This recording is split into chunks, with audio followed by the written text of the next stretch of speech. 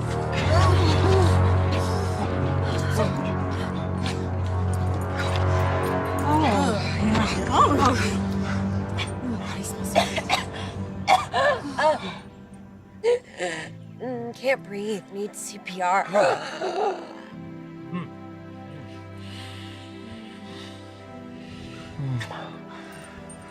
At your service. I'm still choking.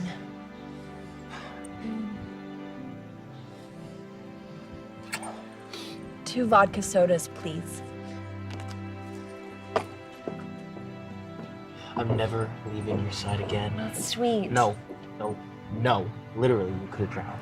Actually, I'm pretty sure I can't.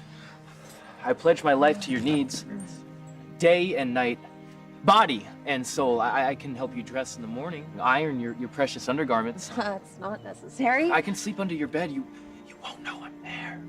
Okay. I just want to spend every second of the day with you. I'm gonna go for a walk. Don't follow me. I don't know if anyone's ever loved me, but I know this is not it.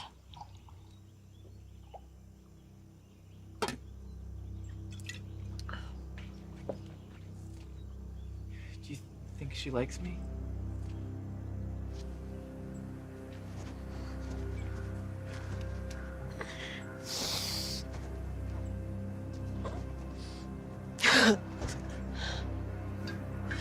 All hail.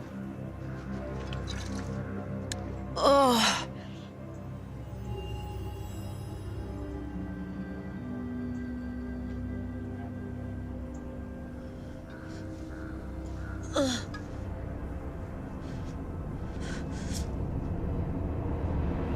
What the?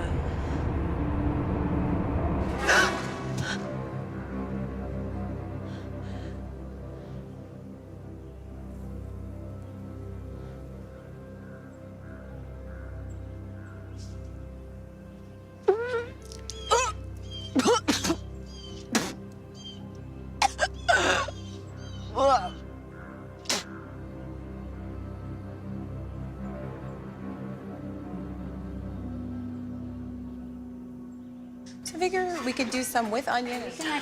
What are you gonna do with them? You're just gonna throw them away?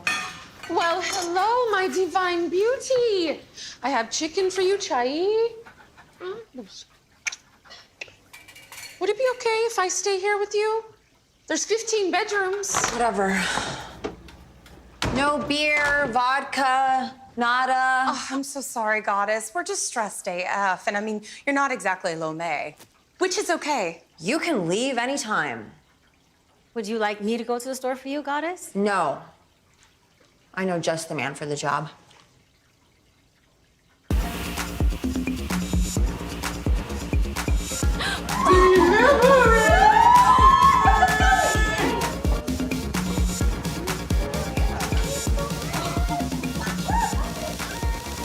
How you doing, Goddess?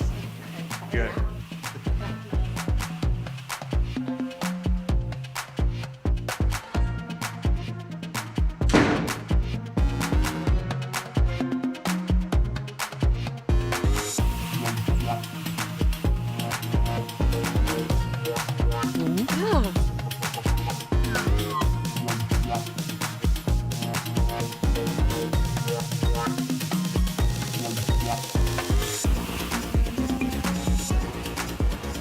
Stupid bitch. Just a little bit harder. Oh, sure. Like this? Your feet feel like puppy ears. That's literally not a compliment. I just meant like in the soft way. Oh boy, it's getting late. Would you like me to escort you inside? For the 12th time, no. I'm tanning. Okay. Look, why don't you let me get all these people out of here so we can be alone finally? What is your problem? No problem. You're supposed to be making my life easier, not annoyinger.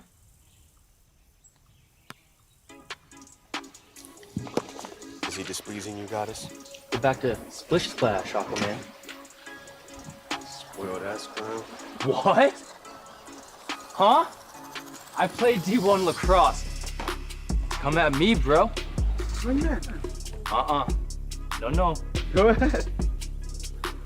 Swing. I ain't going nowhere. Swing. I'll do something, baby boy. Come on. Yeah. dance, bitch. Yeah. Seems like what are we supposed to do?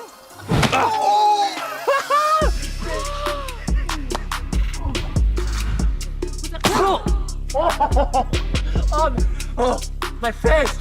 My precious face! No!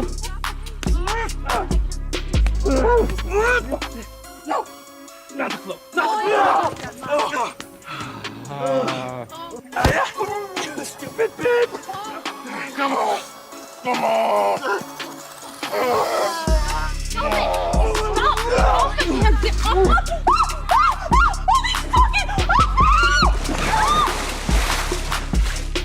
Enough! Men say they hate war, but truly you love it. He started it! I have ridden you into battle and aimed your spears. Your shame and anger rot inside of you. Men have always brought war. The time has come for women. Wow, oh, that was amazing. What just happened? You speak truth. I think I know why I'm here. Holy shit, I know why I'm here.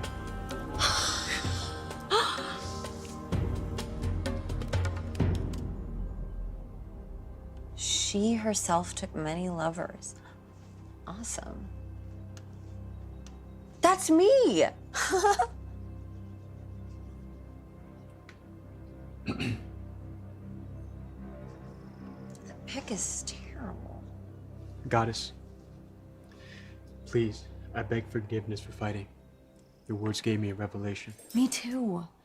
This whole time I thought I was supposed to be an emotional punching bag, but now I realize I'm supposed to stop other people from punching each other. I need to heal our violent world. I just have no idea how to actually do it, except for these weird superpowers that I can't really control.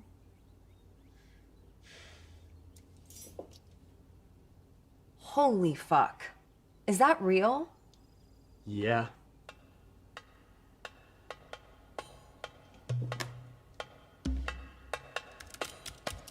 It's never too late to wake up.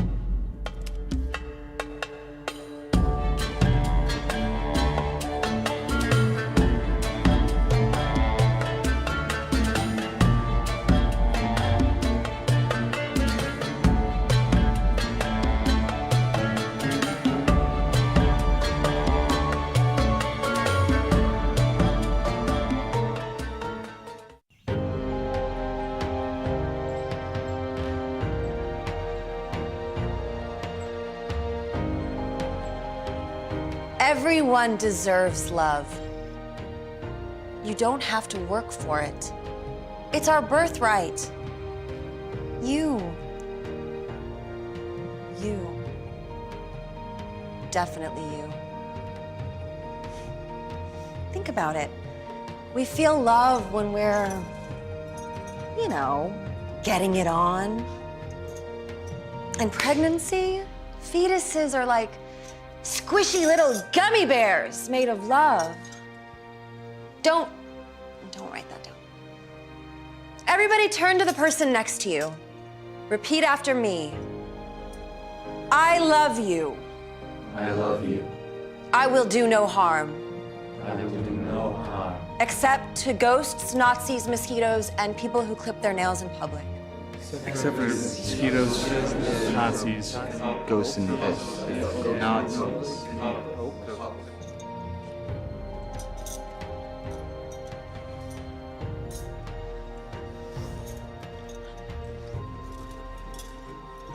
Well, I would say that that's everything I've ever wanted, but I never actually knew what I wanted.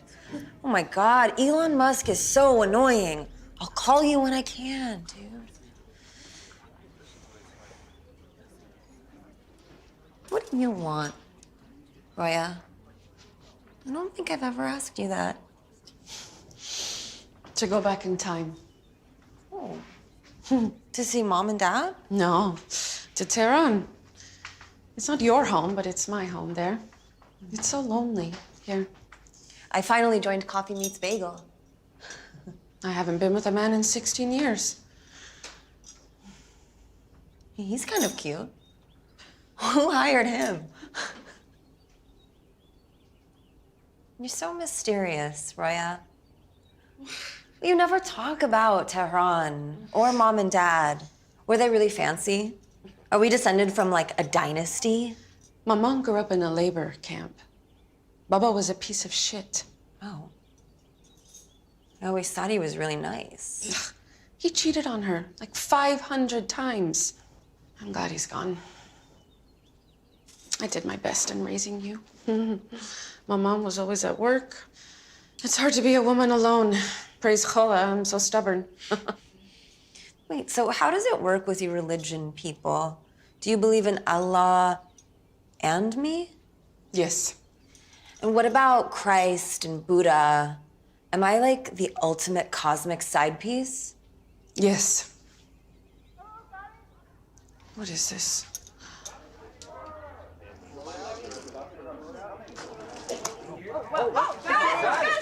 Good afternoon. How can we help Private you? property, go. Versace? Yes? No? Are you on the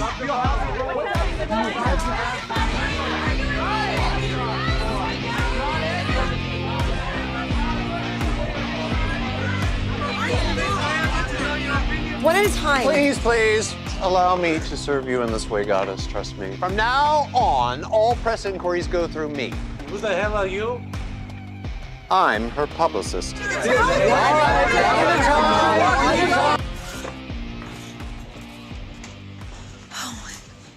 No wonder celebrities go to rehab. They want peace and quiet. Have you ever maybe considered hiring more people to help us out? I don't trust anyone else. Have you looked outside?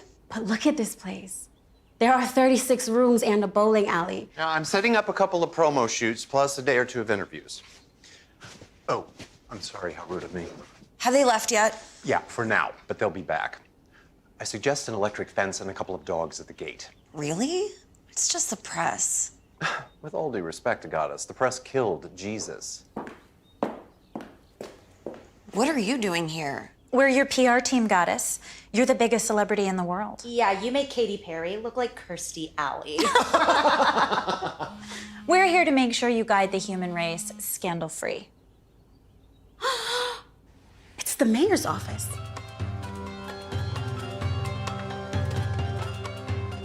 We're doing great. Greenhouse emissions are down. The rail system is getting there. And soon, Brooklyn will have commerce to rival Manhattan. Things couldn't be better. Except, Trump's pulling our federal funding. How much? $5 billion a year. Yikes. Why? My son tried to strangle Barron at Ariana Grande's birthday party. I didn't break up the fight. I see. I was hoping you would speak with him.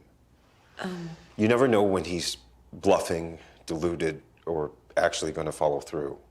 But this time, I think it's the latter. He gave me till 5 p.m. Oh. All right. Fine.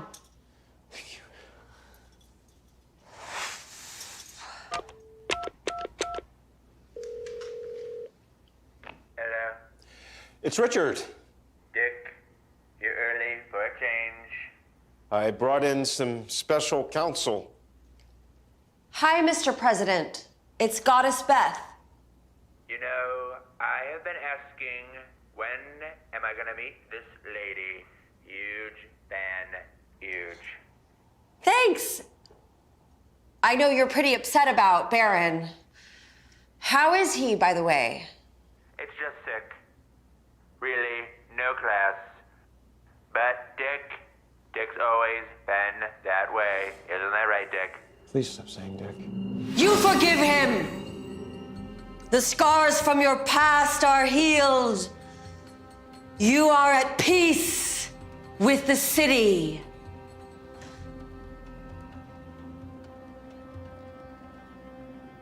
I feel really good about giving this funding back.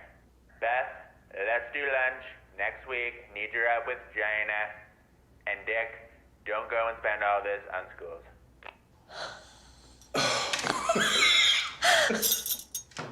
Thank you.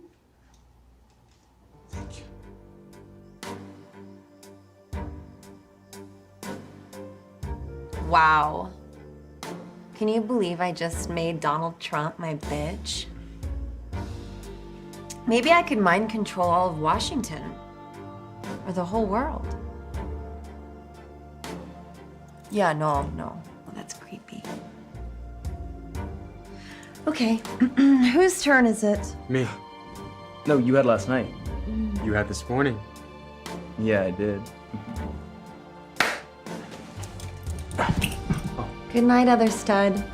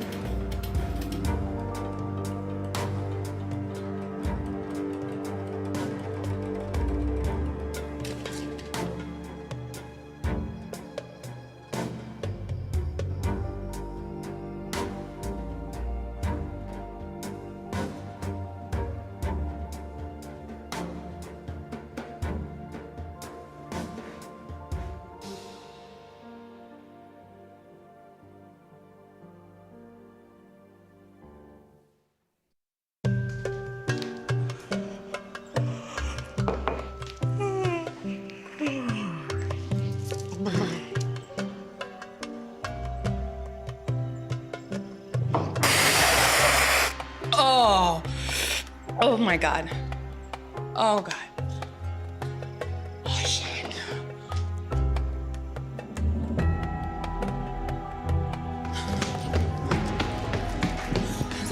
The news. Have you seen the news? No.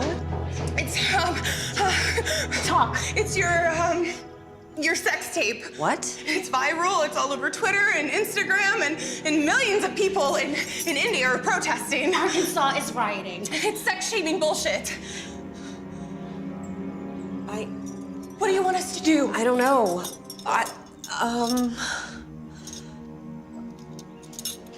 No, don't follow me. I need to be alone. I didn't want any of this! I didn't even want to be alive. Why are you doing this? Now the entire world thinks I'm a slut.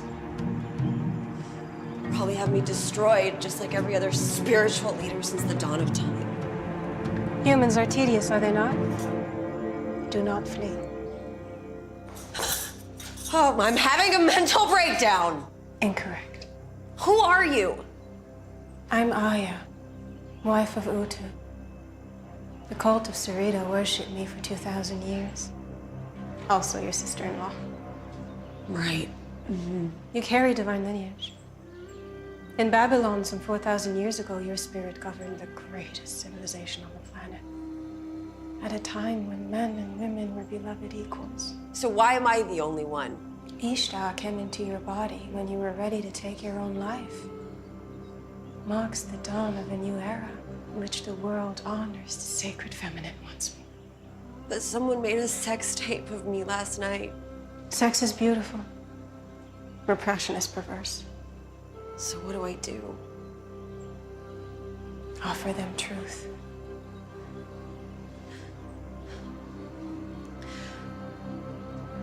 The truth wears no clothes.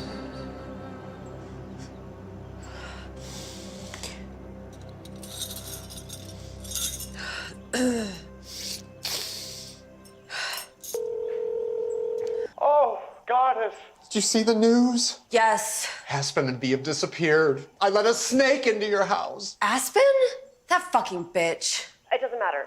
I need you to put together a press list. To end all press lists. Okay, yes. I got it. Count on me.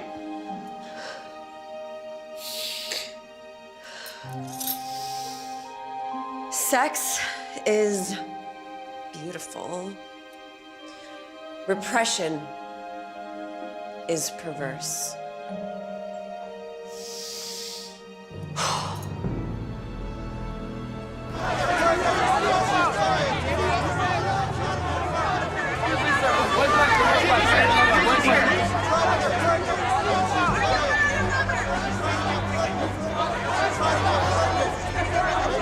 Please hold your questions until after the goddess has finished.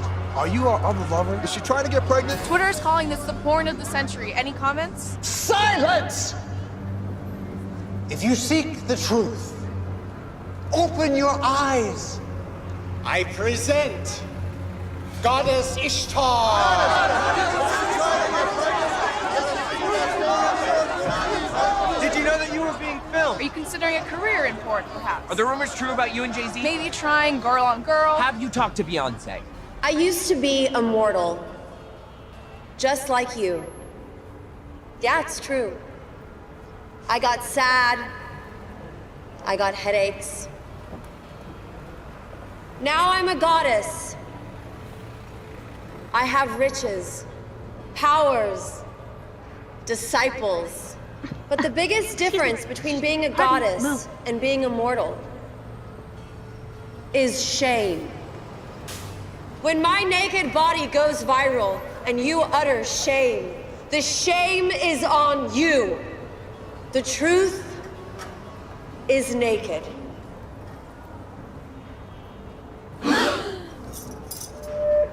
I have been naked for 4,000 years. This is no revelation. You're impure! You human half-breed! You give into the same damn impulses as the rest of us. I mean, if I am gonna worship somebody, she had better be perfect. The best relationship she had was somebody on Reddit, okay? That is sad. Does she even know what Nair is? Does she know? I work so hard! I'm upset, it should be me! Oh, shit! That's messed up. But YOLO, okay, whatever. Any questions?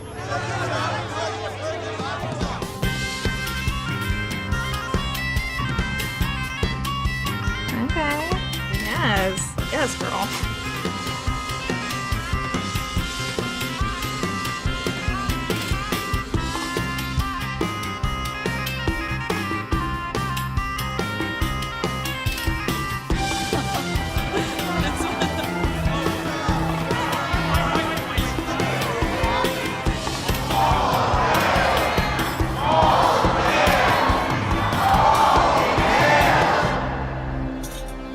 Careful, Abji, please don't hurt yourself. It's okay, I just need to practice.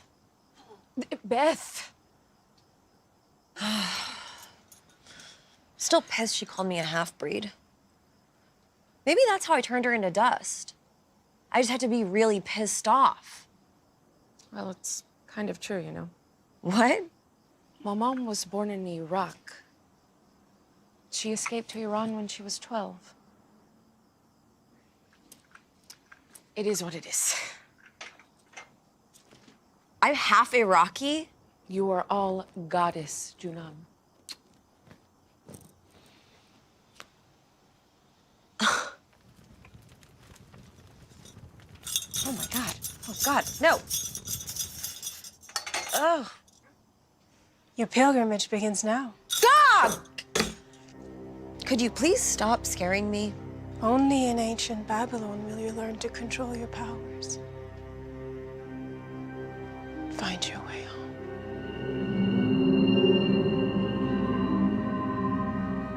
Ancient Babylon.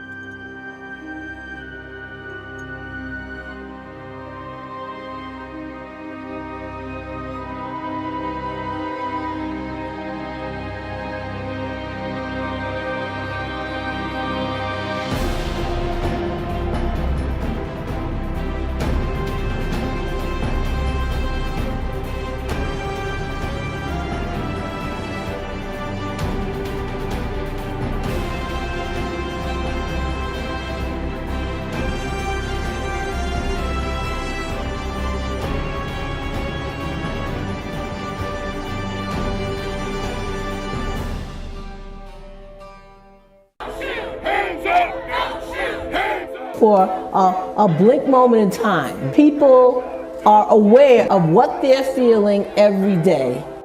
If you're going to restore and sustain a democracy, there must be an informed and engaged citizenry. I spent 2 years in immigration detention. You know how much they spent to feed me for one whole day? How much? 75 cents. Immigrants as a whole, migration as a whole, is associated with lower rates of crime. Immigrants make our communities safer. What causes climate change, the selling and burning of fossil fuels, benefits most the power elite. And so they have a disincentive to address it, and they have an incentive to deny it. They're not gonna funnel more money into our schools. They're not gonna do it unless they have to, right? And the way they have to is by our participation, our organization, us taking accountability for our actions.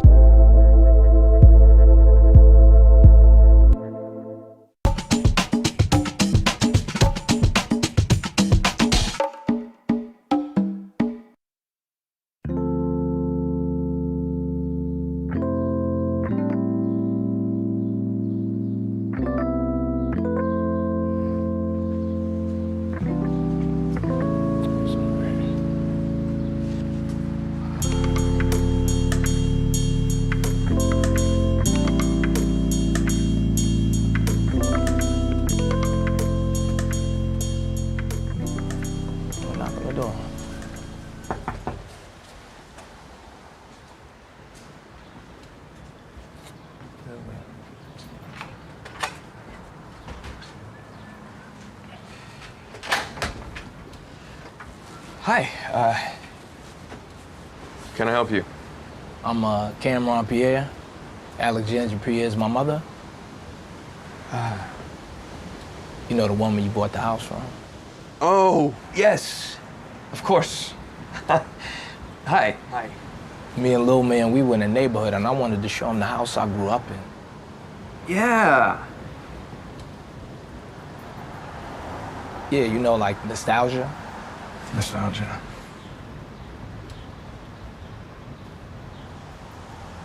You think it would come in? Come in to the house. You know, it's messy. I've been... You really used to live here? Cool. Yeah. Cool. Yeah, sure. Cool. Come on in. Yeah.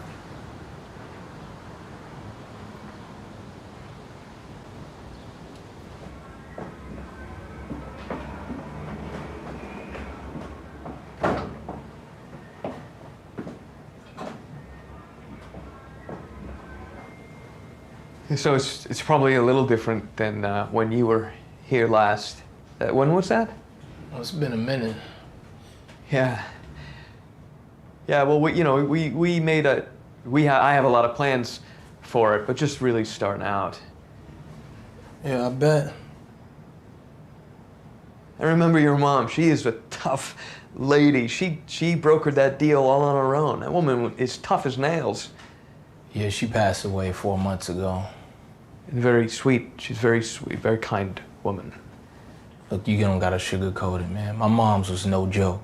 She raised 2 boys in this neighborhood all by herself. She never touched a thing in here before either. But this looks like you getting ready for a magazine. You restored and cleaned everything up right. I'm pretty much starting it all over. How about the backyard? The backyard? No. You know, my wife was the gardener. I never had a green thumb, more like a black thumb. Meaning we actually just started talking about what to do with the backyard right about the time I walked in on her fucking her high school boyfriend. Damn, it's cold.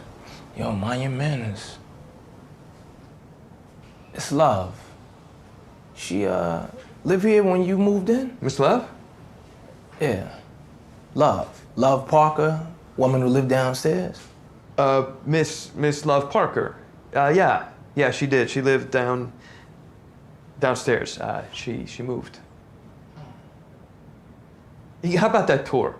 We could start with the upstairs. Cool. Why don't we start in the backyard though? Oh, there's really nothing to see in the backyard. It's probably exactly the same as you left it. Excuse me? Can I use your bathroom? Yeah, sure, little man. It's right up the stairs, and you're gonna want to make a right.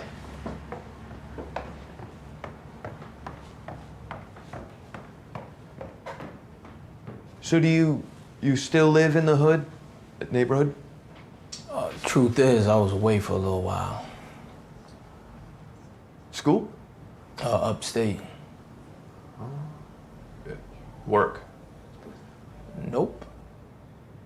Oh, traveling, like, I know that. Like, between college, you know, open road, wind in my hair. I just did 8 years in Greenhaven Correctional. Prison? Oh. How was that? Just like any other place. You got some good people, some bad people. I bet.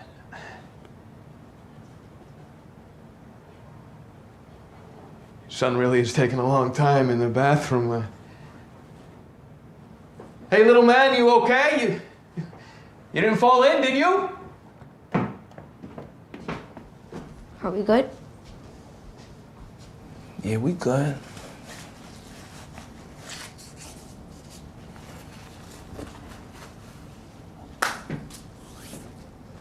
See you later. See you later.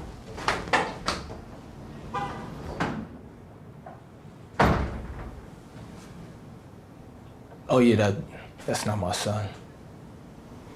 But I knew you more likely to let me in if I had a kid with me. Look, man, I don't have a lot here, but you can take anything you want. I just here with my here. I'm in my wallet. I have 40, I have 20, I have 30, I have 31. Man, I'm not a criminal. I don't want your money. All right. You're not a criminal. Eight years in prison says otherwise. 8 years because I was a knucklehead who ran with the wrong people. See. Look, I just gotta get one thing, all right? I just gotta get something. That's an inhaler. Look, I'm not gonna hurt you, bro. All right, just relax. What am I supposed to think? I mean, you like hired a kid to be your son, and then you just walk in here with your dragon t-shirt?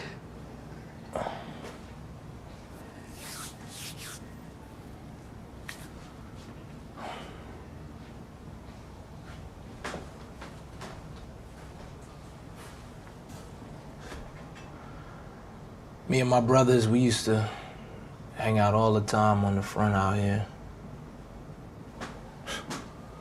Moms wouldn't let us go to the park, so we did all sorts of stuff out here. Just the two of us. It's cool. Yeah. You know, if you look right down the block over there, you could actually see the school my mom taught at. Oh, she taught there. That's awesome, right? Well, hey, where are you going? Hey, what the heck are you doing? Look, I just gotta get one thing, and you never have to see me again. It's right here. Then I'm gone. Is it loot? What? Loot. From a job. Yeah.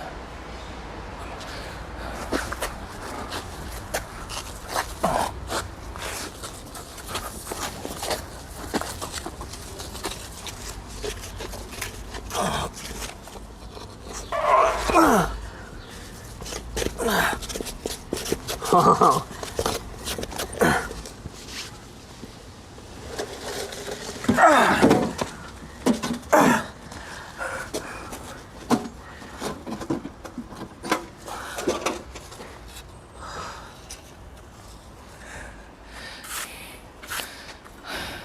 A comic?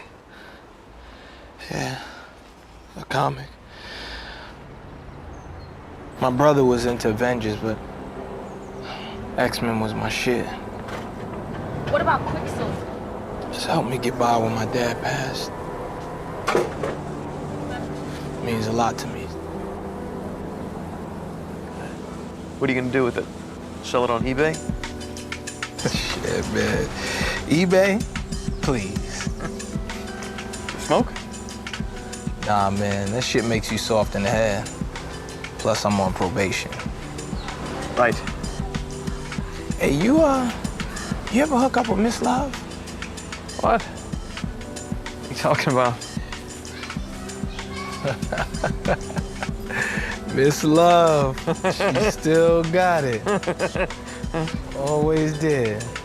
Spread love, it's the Brooklyn way. What? Biggie Smalls? I know. You wanna hang out? Nah, man, I'm good. I'm actually gonna get up out of here. But hey, take care of this house, man. And don't forget the people that came here before you.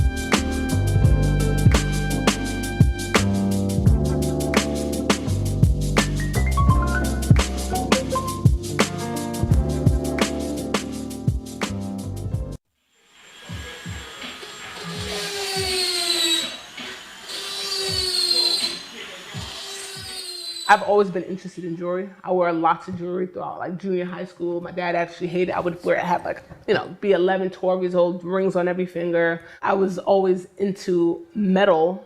I didn't really understand it at that point. It wasn't until I got older when it was like, aha, that makes sense. There was like a personal epiphany that happened that I retreated into this darkness, but what I would call it was me retreating into this void.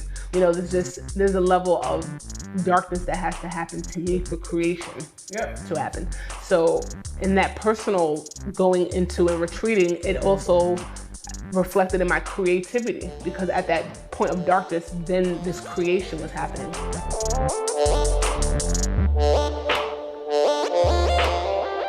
I spent a lot of time studying and researching in many different forms, not just like reading, but also experiencing nature and listening to a lot of music that resonates with me. I'm an artist, and my medium and form of expression is textiles, clothing design, and building collections off of a concept. I'm also an alchemist.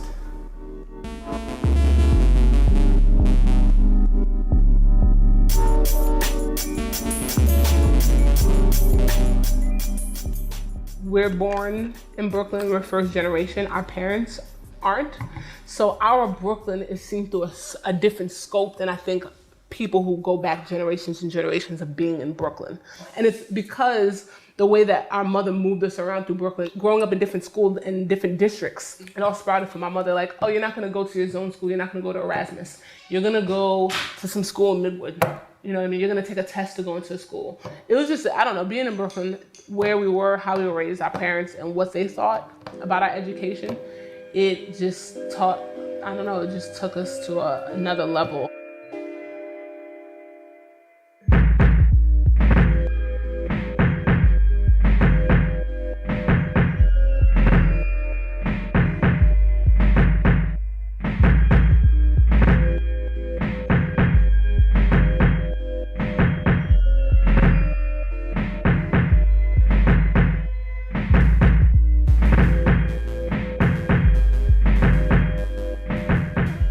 I was just reading this quote that Michael Jackson said, to be immortal is something major. He wants to live forever, so he puts a piece of his soul in all of his music and he feels it fully. And that's, I think, where immortality lies, like to have that vibration and generations upon generations. Is not just about being rich and even about being so-called wealthy, but having that piece of your soul, because your soul is immortal. So Michael Jackson, the physical sense is gone, but that immortal soul is always going to be there. So if you put your soul into it and your soul is immortal, then it makes what you created immortal.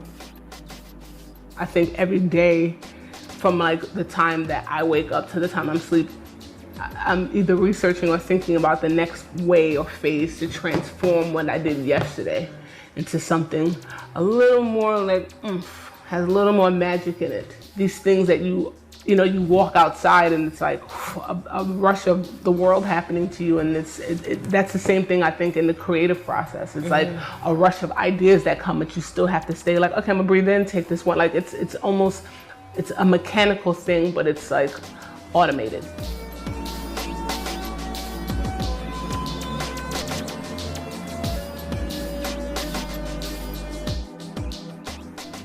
Our brand is to plant the idea and bring back artisan, craftsmanship, and also empowerment through our art form. We want to empower people through connection, you know what I mean? And empower people through our work and empower them when they put a piece on, they actually feel like they have a glow, or that they're receiving our energy through our pieces. It's showing that, energy never dies, it's just transferred.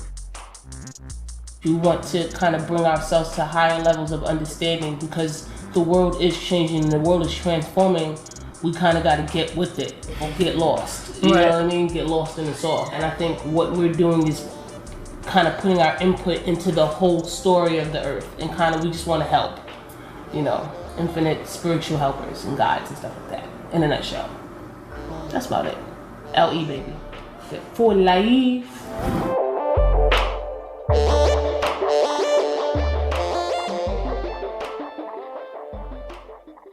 As per U.S. law, any child bought or sold into the sex trade is a victim of human trafficking. Why is the first time I'm hearing about this? On the same websites where you sell a couch, there are sections to buy people. Really?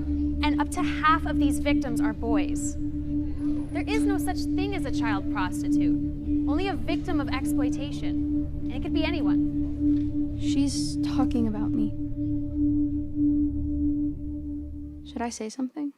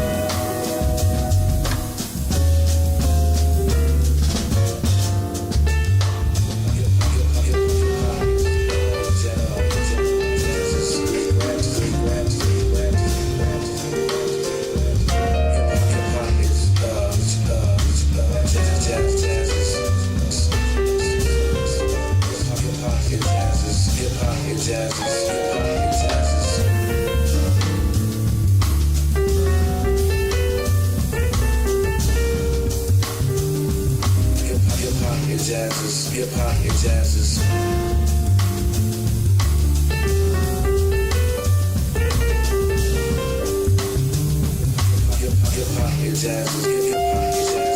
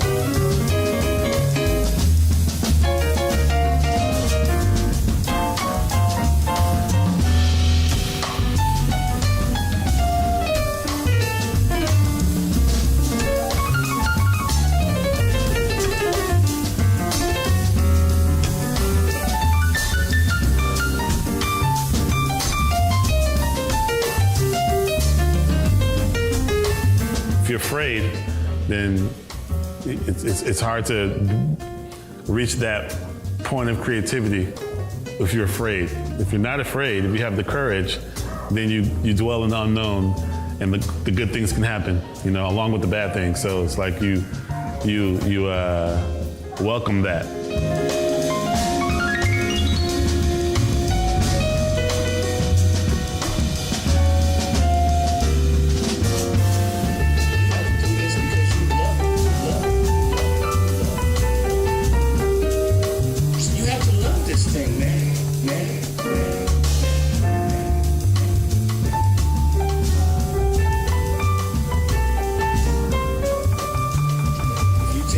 Music, it will take care of you, take care of you, take care of you, take care of you, take care of you, take care of you.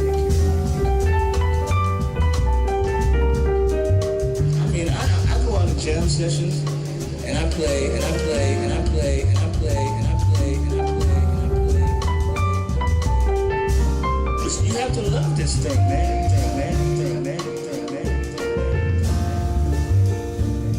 If you take care of the music, we'll take care of you, take care of you, take care of you, take care of you, take care of you, take care of you, take care of you, take care of you, take care of you. I mean, I go on the jam sessions and I play regardless of whether I'm getting a check or not, check or not, check or not, check or not, check or not, check or not. If you take care of the music, it will take care of you, take care of you, take care of you, take care of you, take care of you, take care of you, take care of you, take care of you, take care of you. You have to do this because you love it, love it, love it, love it, love it, love it.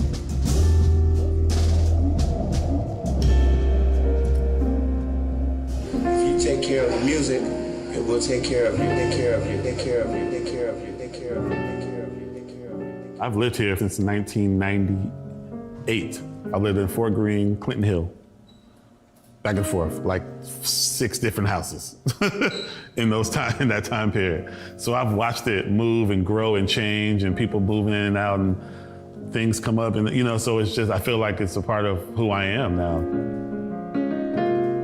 Brooklyn already has a very rich musical history, so I feel like I'm a part of that.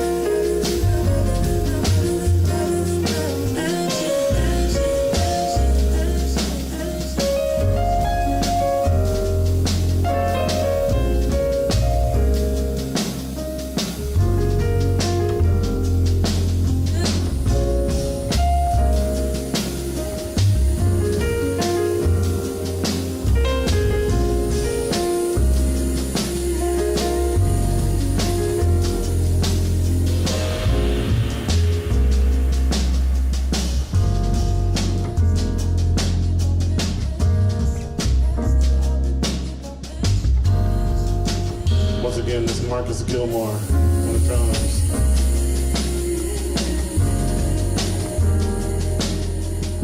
That's Vicente Archer at the bass.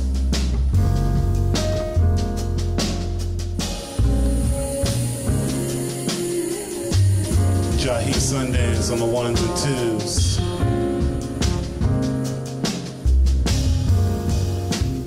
This is my latest single, Better Than I Imagined,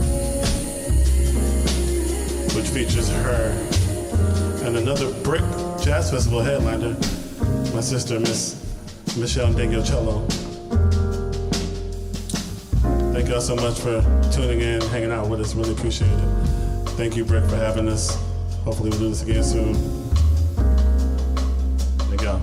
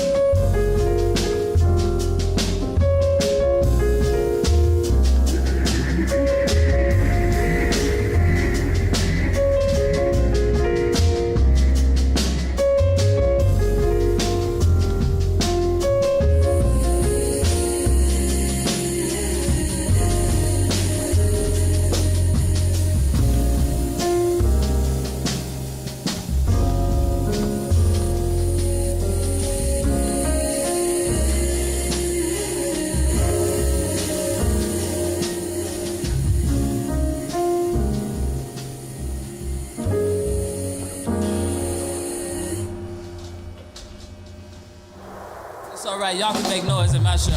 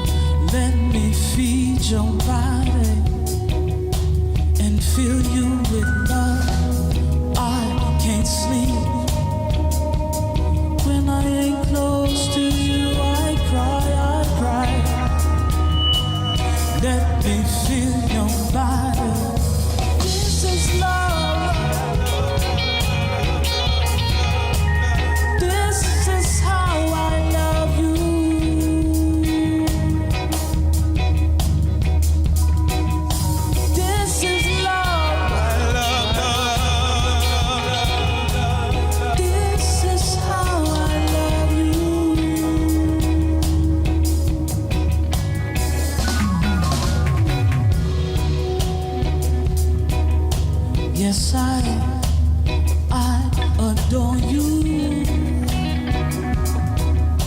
You're my body and soul. searched my whole life for you, baby. It's deeper than blood, deeper than blood. This is love. This is how I love you.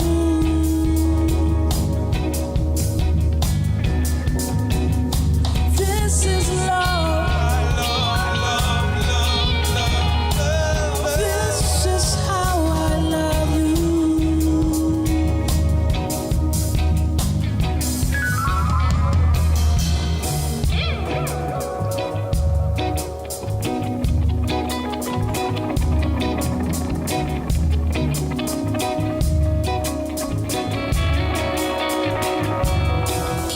Steer it up, just move your body nice and slow, yeah. Steer it up.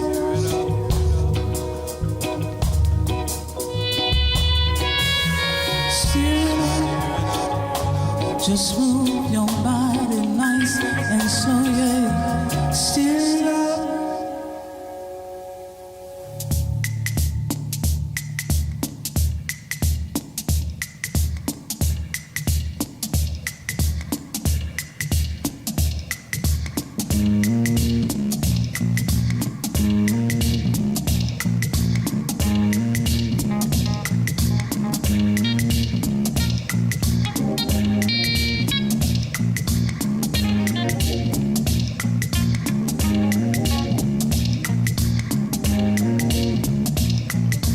Wake up, return, balance, align.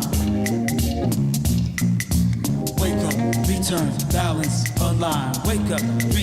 balance, align. Wake up, return, balance, align. Wake up, return, balance, align. Wake up, return, balance, align. Wake up, return, balance, align. Wake up, return, balance, align. Wake up, return, balance, align.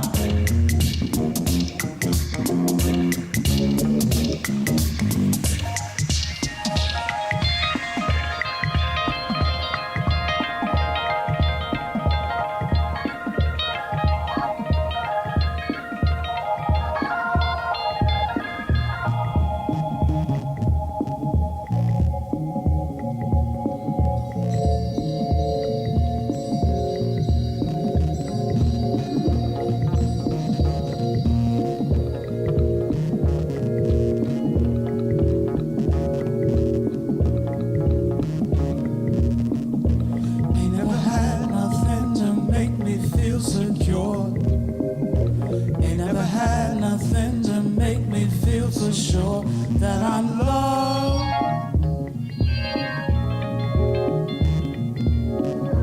Nobody know nothing, nobody knows for sure what is real or true.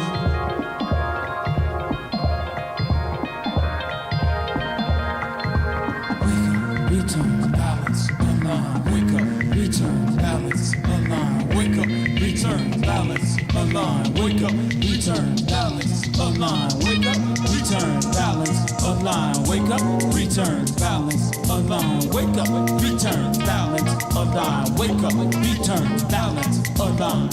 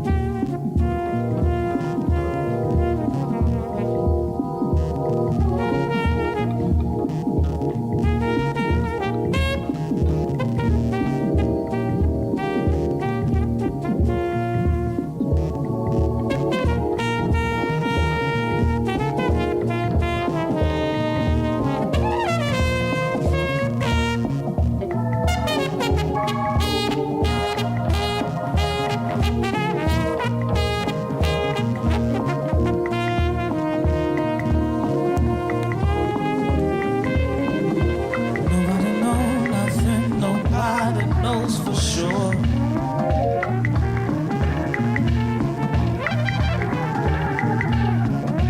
Nobody knows nothing, nobody knows for sure what is real or true.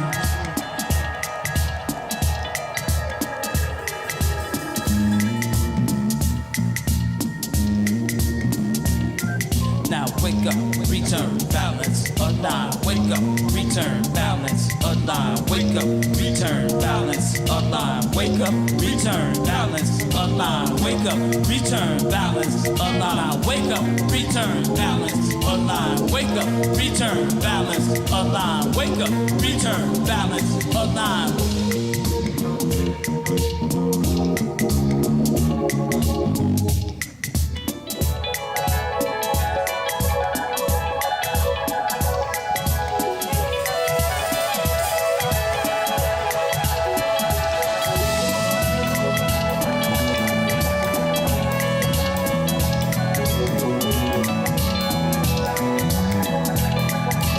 Learning to dream better. Learning to dream better. Learning to dream better. Learning to dream better. Please thank Mark Kelly. Please thank Jack DeBow. Please thank Cole Kamen Green. Please thank Adam Levy. Please thank Justin Hicks. Please thank Chris Bruce. Please thank Jake Sherman. Thank you, Abe. Thank you, Black Gatsby. Thank you, Rashman. Thank you, Allison. Thank you, Atticus. Thank you, Solomon.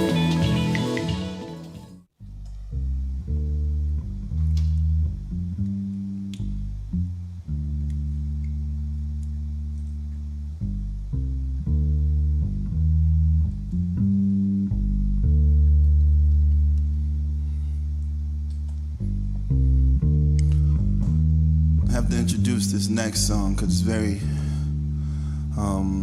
visceral to me. I wrote a song a few years ago that's about a kid that started a movement called Black Lives Matter. I'm from Ferguson, so I feel it very important that I talk about Ferguson. You know, this kid I'm talking about, his name is Mike Brown. And he was killed by law enforcement for no good reason. So I wrote this song to lament him.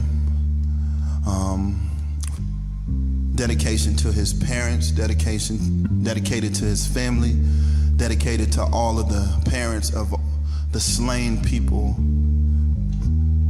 the Garners, the Ahmaud Arbery's, the Breonna Taylors. I wrote the song, it was called MB Lament, but I had to change the title to When Will It Stop? When will the violence stop? When will the racism stop?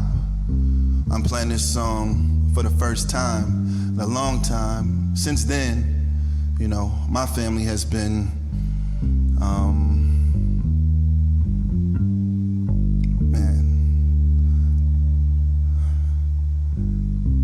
yeah. I'm playing this song, and I'm gonna dedicate this one to my son. He's still living, but racism is real, and we're gonna fight to tear it down. So when will it stop? When will the bias stop? When will it stop?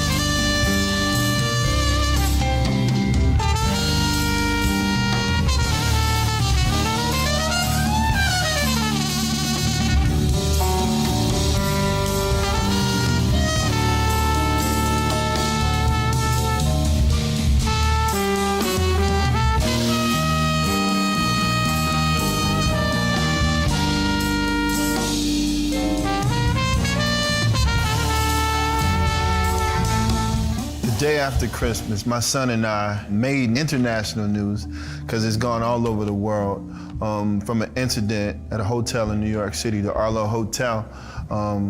My son was accosted, attacked, and racially profiled. Something that needs to change immediately. You know, we're on the front lines of bringing about change to stop this racial profiling right now. We're in a war.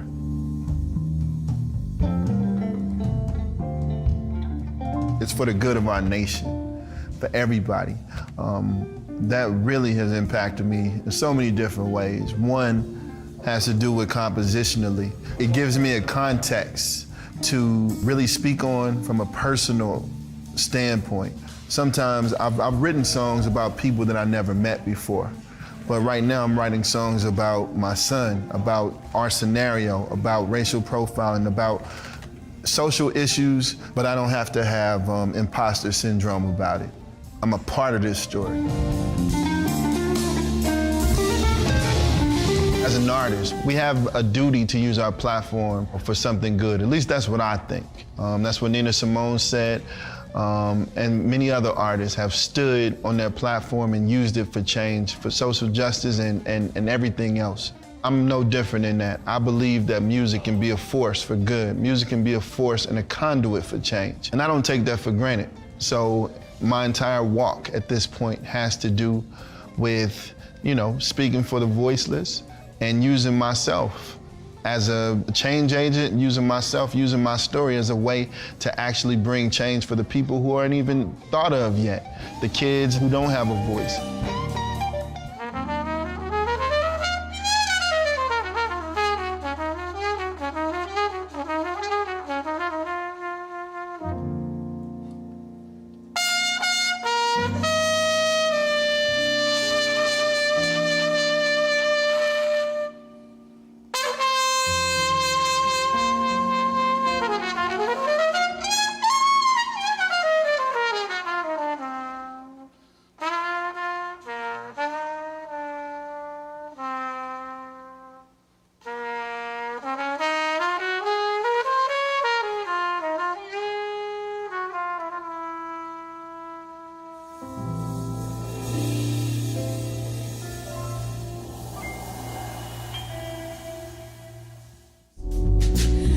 Was a gifted guy. When he would paint his brush strokes, they'd seem to reach towards the sky, but yo, the colors were the greatest part. The vibrancy is shoot a hole straight through your heart. Like, am I looking at God? His mama did what she could for him. She worked a couple jobs to support him. She bought him new kicks if she could afford him. She loved the baby, but he needed to make some paper if he was ever gonna make it. She was screaming at him. So we got this dead end 9 to 5, this next security gig at night, and he would count the hours one by one, and as his soul was slowly slipping to space, he knew it had to be another way. And yeah, he had to get that paper made. And now the benefits weren't that great. Sell a couple bricks and he like, yo, we could be straight. It could always be the wrong night, run into the wrong guys, had to keep the peace on them. There's a couple of A's and there's some leaf on them. Never been a gangster, just a dude that likes to doodle ruthless. The truth is, he didn't have a legal tendency. Stop rushing all this paper, Ricky. Brushes on the paper, Ricky. Too bad, but he could open in the gallery, the red and blue, to shoot a multiplication over his cell phone. Another black man stole or didn't. They look into his pockets, they figured his vision. A bloodstained fist with an eye drawn on some loose leaf. Photo went viral on Newsweek. Damn, Ricky, you should have done the impossible. Your decision to stay true to your art was honorable. We love you, we miss you. Just try to understand that the odds are stacked against you. Are a black man.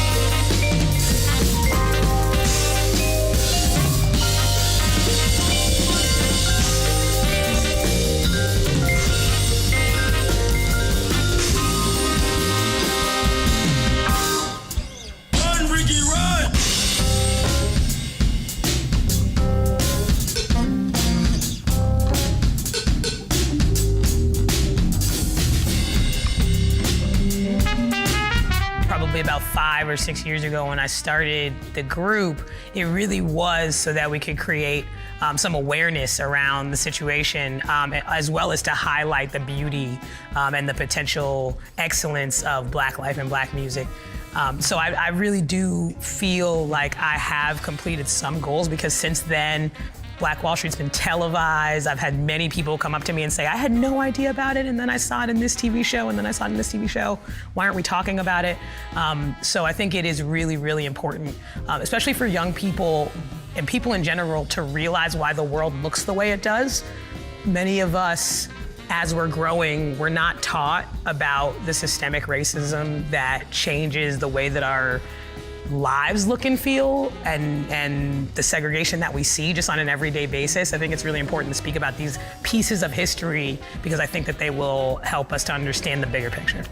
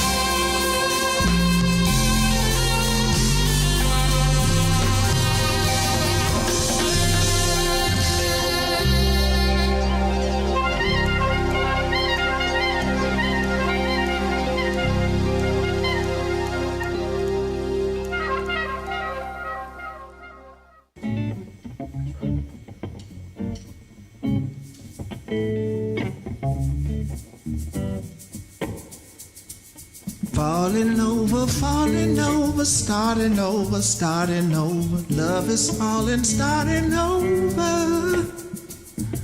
Northern border, southern border, southern border. Love is broken at the border. Meet me halfway between the devil and the marching saints. Halfway, halfway between now and then. I'm on the mend, on the mend. What you said about what I said about our love is written in the air. What you said it all true. What you said about what I said about our love is written in the air. It's what we said it all true. If love won't forgive, if love won't, can we forgive ourselves? Can we forgive ourselves? If love won't forgive, if love won't, can we forgive ourselves?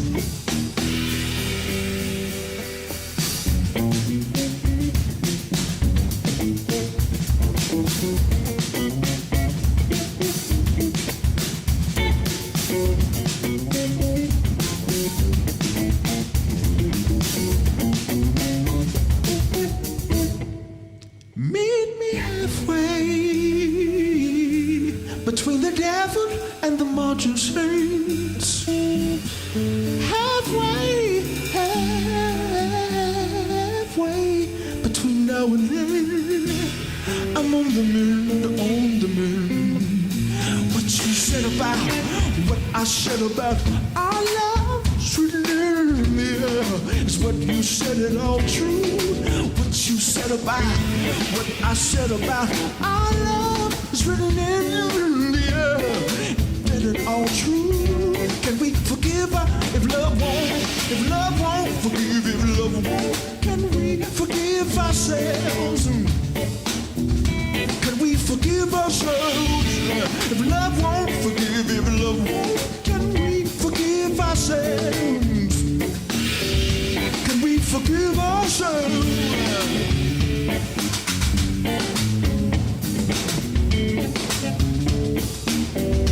Can we forgive ourselves?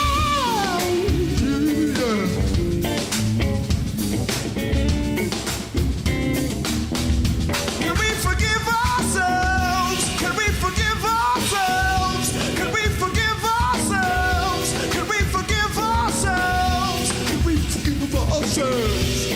Can we forgive ourselves? Can we forgive ourselves? Can we forgive ourselves?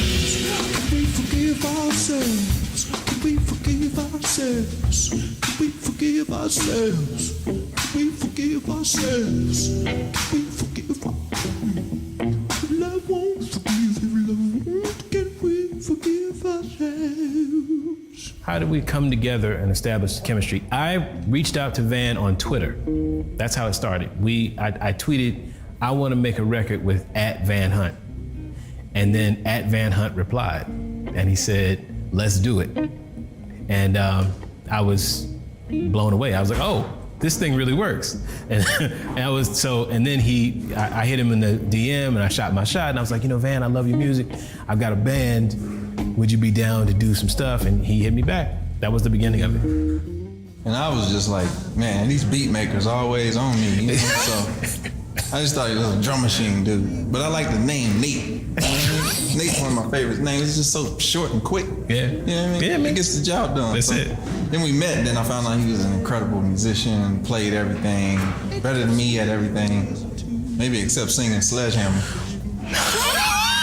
I'm a little better than him at singing Sledgehammer. Yeah, I think that goes without saying. I think what makes performing in Brooklyn so special for me, it's a different vibe. The audience is a very savvy audience in Brooklyn, and they, it's an audience full of artists and musicians, and I think it's people who can really appreciate what goes in to making the music happen. What would I do if we were perfect? Where would I go for disappointment? Love without pain would leave me wondering why I stay.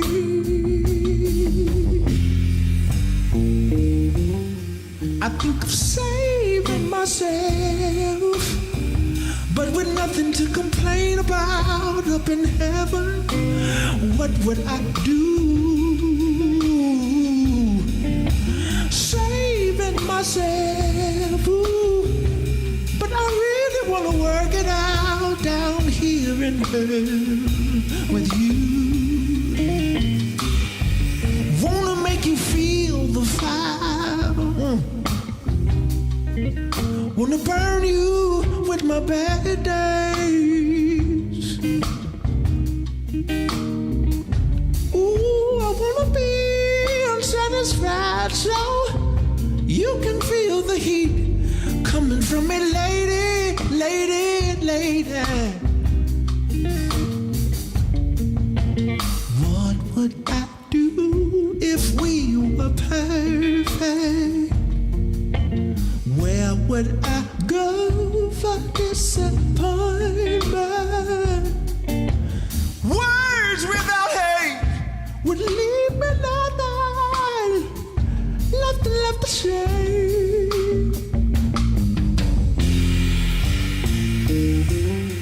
I think of saving myself, but with nothing to complain about up in heaven. What would I do? Saving myself. Ooh, I really wanna work it out down here in hell with you. Down here in hell with you. Down here in hell with you. Down here in hell with you. Here in hell with you. Here in hell with you. I'm ready for that, boy.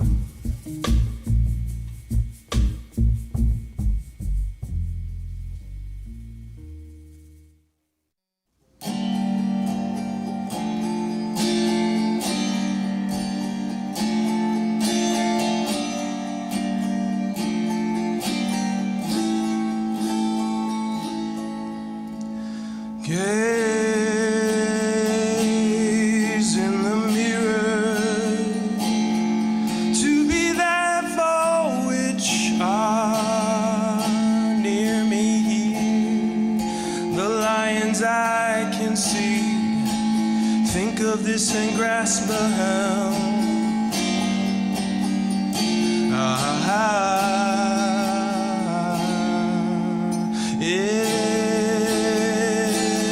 If when it's clearer, maybe time will lift the bigger fears. Fears reliable, it seems. Most of us are overwhelmed and overworked now. So it's chaos, chaos, chaos.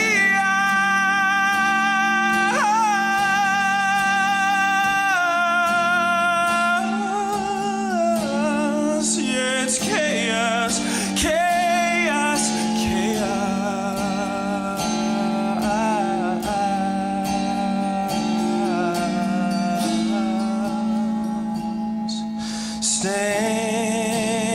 Stand and deliver, to be counted with the others here.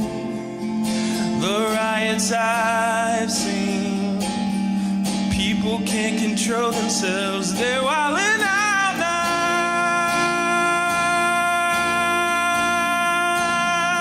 Space is a mirror,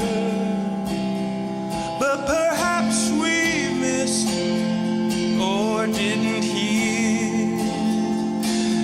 As I recall, it seems people are just underwhelmed. They'll never see that far. In the chaos, chaos, chaos.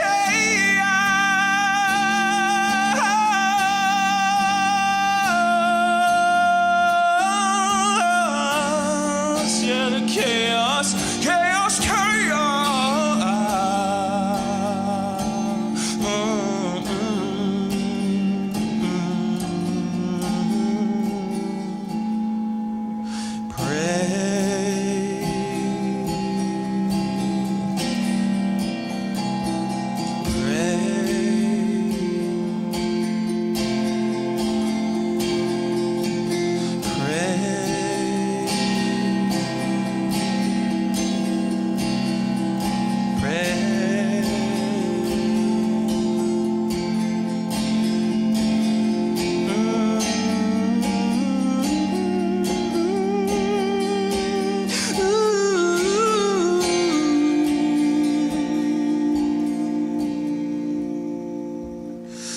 Gaze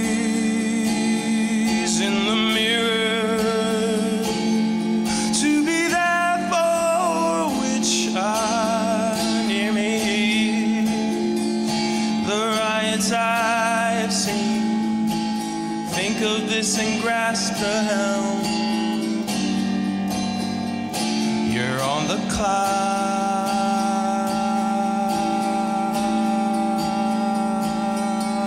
now.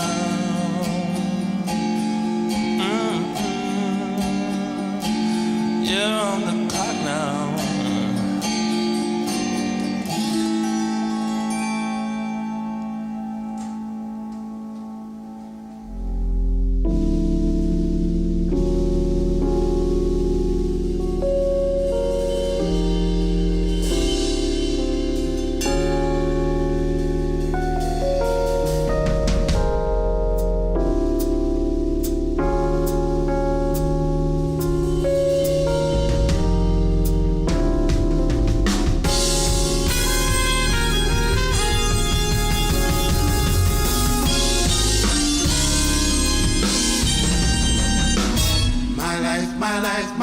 My life in the sunshine. Whoa. Everybody loves the sunshine.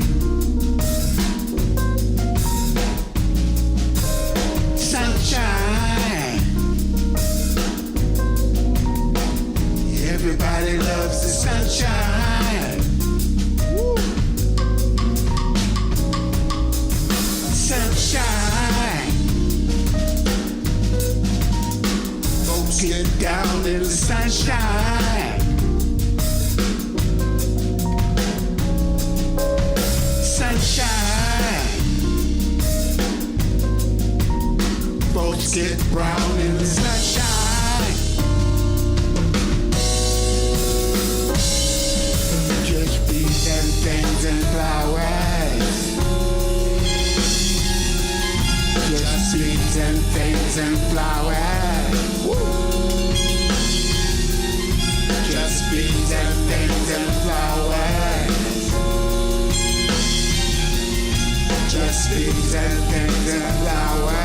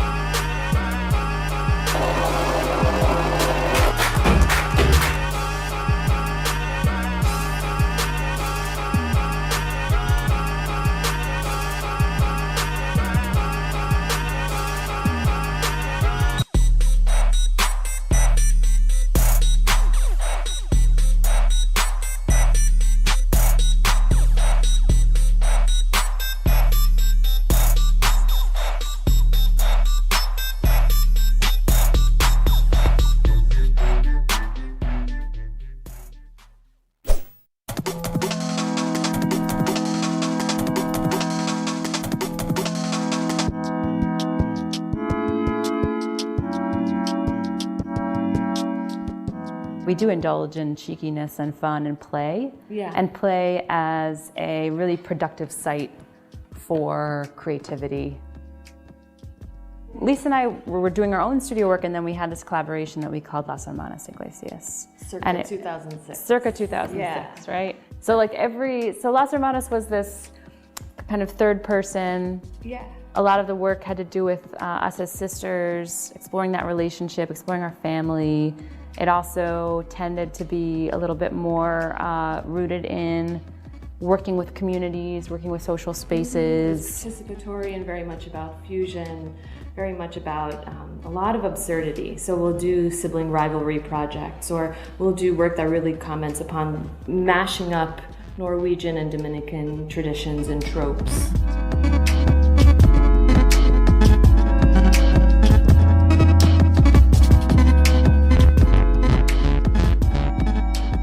And mirroring, like light and mirroring comes up a lot. I think definitely with this idea of twinning and this kind of companionship that Janelle and I have, this symmetricality and asymmetricality, and this bouncing back and forth and mirroring each other comes into some of the imagery as well as some of the choices, the decisions that we make, or the materials that we make, that we use.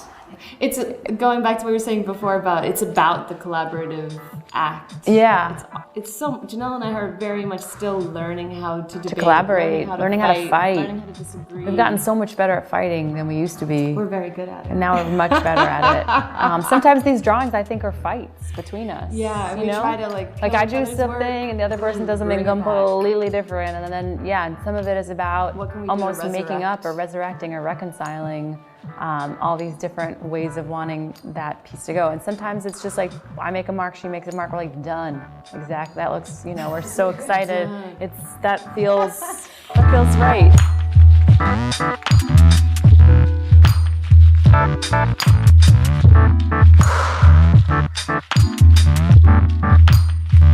So the project we're working on this summer is a collaboration with the Good Companion Senior Center, which is under Henry Street Settlement, and which is also under that umbrella is Abrams Art Center. Yeah, and they're a really amazing organization on the Lower East Side. They're one of the oldest social work organizations in the United States. They do all kinds of things from healthcare and job training and placement to after school to the arts. And I think the challenge was sort of, well, how do you create a project that goes a little bit beyond just sort of an arts and crafts workshop? So I think oftentimes different populations feel that contemporary art's not for them, or it's not, can feel really alienated by it. So instead of going in and having this really concrete idea about what we wanted to do, we just sort of had lunch with people and started talking to them and seeing what people there would be interested in, And it was where the clear that excitement was. The language of celebration was not only familiar, but also exciting to them. When we said, like, well, what's your favorite thing about Good Companions? It was like the birthday party. Partying was number one. Yeah, we had heard this previously. Celebration. Like, yeah, they like to party over there.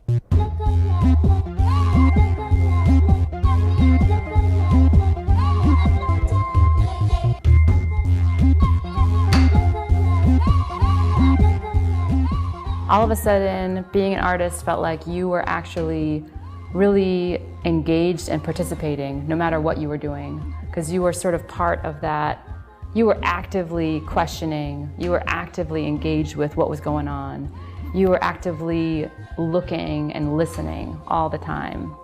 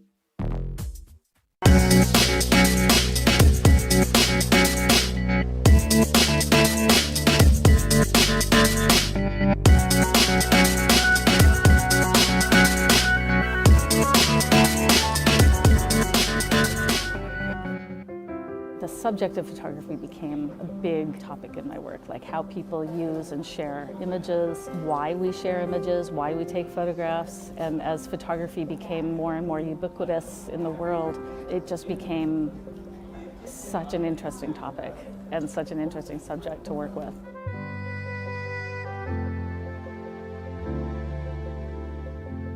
I'm Penelope Imbrico, and I'm a multimedia artist.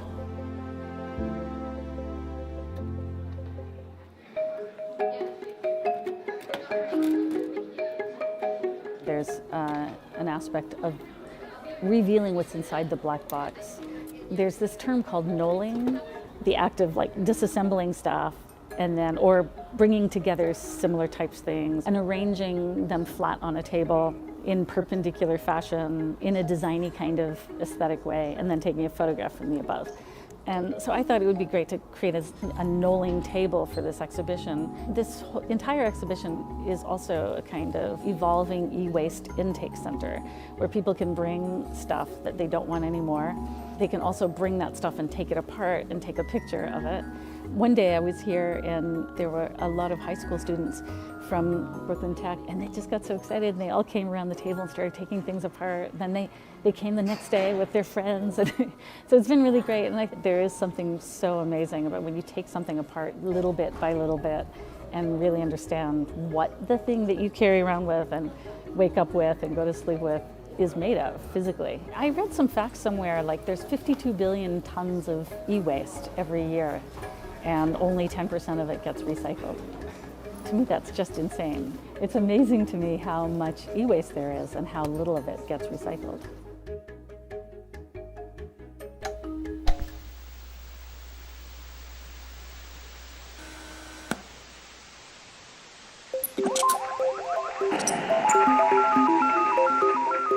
This project, Monument, is really about addressing the screen. Like when we're looking at a screen, we're actually not looking at the screen, we're looking right through it. So we have no idea what's inside it, how it works, and yet we're more intimate with this really than we are probably with our partners. So this exhibition tries to do two things. It's turning this idea of the black box inside out, and it's also articulating the physicality of the screen and making you actually really have to navigate that or understand that as a physical, liquid, messy object that we normally think of as being not physical and clean and slick. So the news has replaced the idea of horror in my mind. So these are live streaming newscasts. Some of them are live streaming and some of them are pre-recorded because some of the monitors won't accept cable. So we hooked up media players and we're playing pre-recorded news. So the web really affords this kind of study of looking across a certain kind of genre of photography and seeing what people are doing in that. There's a lot you can find in those images. It's fascinating, how people take images and what they share and how they share it, and the sort of inconsequentiality of those images. Like people are not interested in what they look like as a photograph. They're made really specifically just to take a picture of a TV, to sell the TV. So when I decontextualize them and recontextualize them into my work, I'm actually finding groups of things, phenomena that happen that say something about who we are.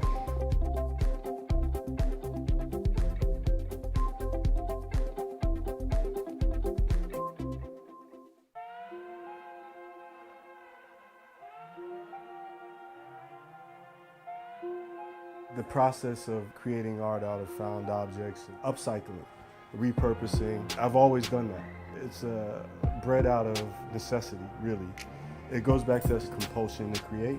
I didn't go to school for art. I dropped out of high school when I was in my sophomore year and I took a GED. I never went to college. But I always felt compelled to create. And I also was raised here in Brooklyn in a financially disadvantaged family, so we never had money. So I found things to make, literally in my environment. I'm talking about from the time I was like 5 or 6. So this idea of seeing something and being like, I can make something with that, it's out of necessity. Necessity is the mother of all invention, right? So I've always looked to existing things in my environment and try to figure out how I can flip them to express what I have this compulsion to express, whatever it is.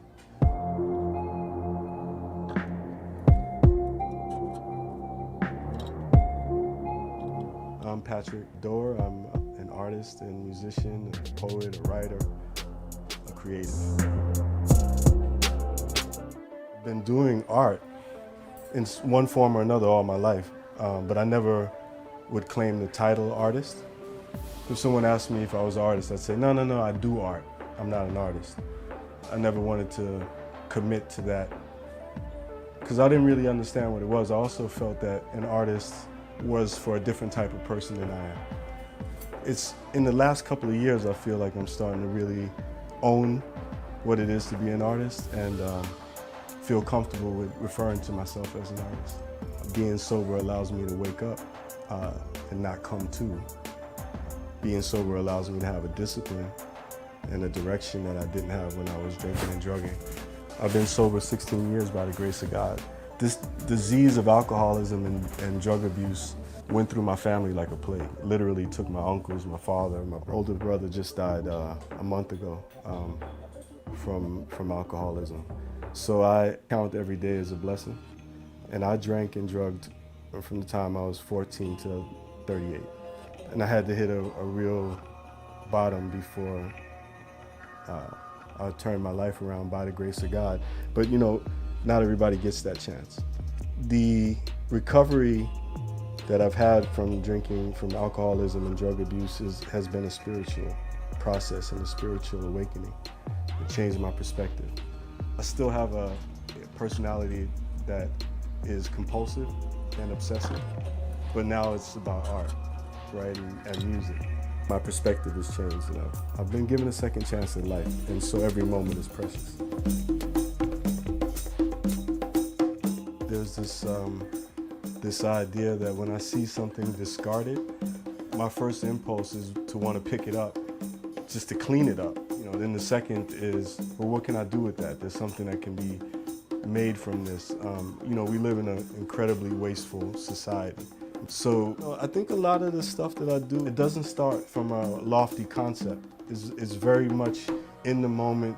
It's like when I see rusty metal, when I see a discarded can, I'm not necessarily thinking ahead of time what I'm going to do with that. It's happening in the moment.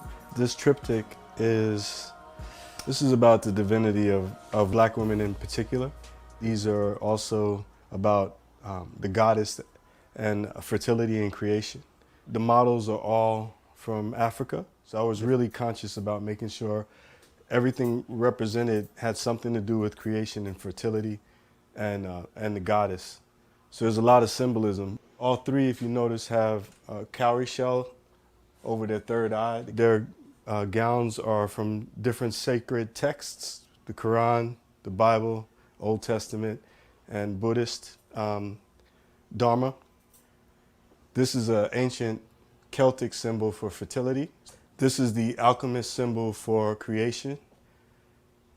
She's holding the Akan fertility symbol and the Ankh, which is a symbol of life. I am half African American and half Irish American, and born here in, like I said, in Brooklyn. When I was a little kid, we had one art book. It was called The History of Art. And I remember as a little kid pouring through that book, and the only part that really attracted me was the primitive art, the African art. I always felt drawn to it.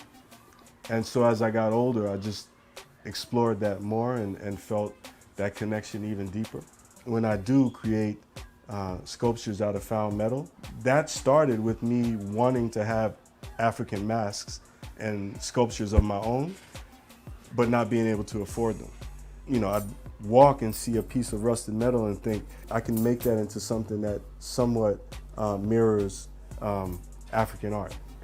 I have, for the last 20 years, worked with young people and encouraged them to pursue their dreams.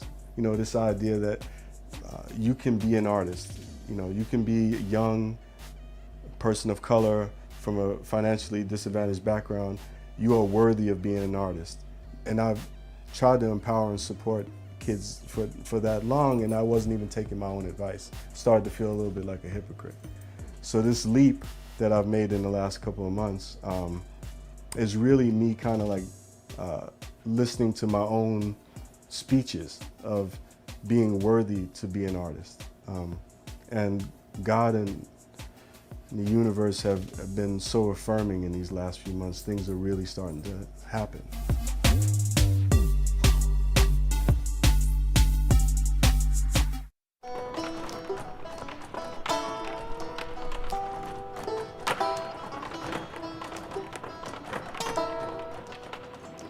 Tap dancing is my way of communication, and it's become my voice, and it's become my expression. My name is Kazu Kumagai. I am a tap dancer.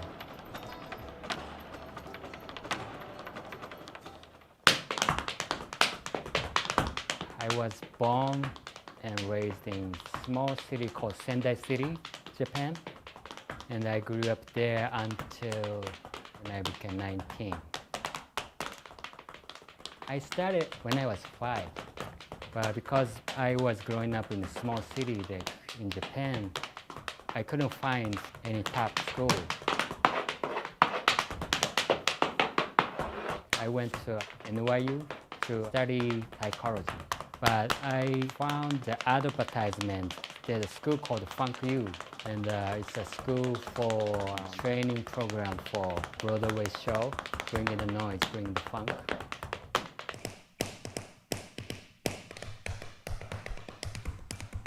I started training with the great teacher named Ted Levy, and he told me almost everything to be a tap dancer, like musicality and not just about the step, but also history and the culture, and always like there's a masters around there, like Great Bunny, Buster Brown, Jimmy Slides, and Gregory Hines. That's where I really started learning. Basically, like I make sound with this. There's a metal and the toe here. With just this 4 sound basically. You can make music like drums, like this can be like bass sound. It's like snare. This is a higher note and this is lower notes.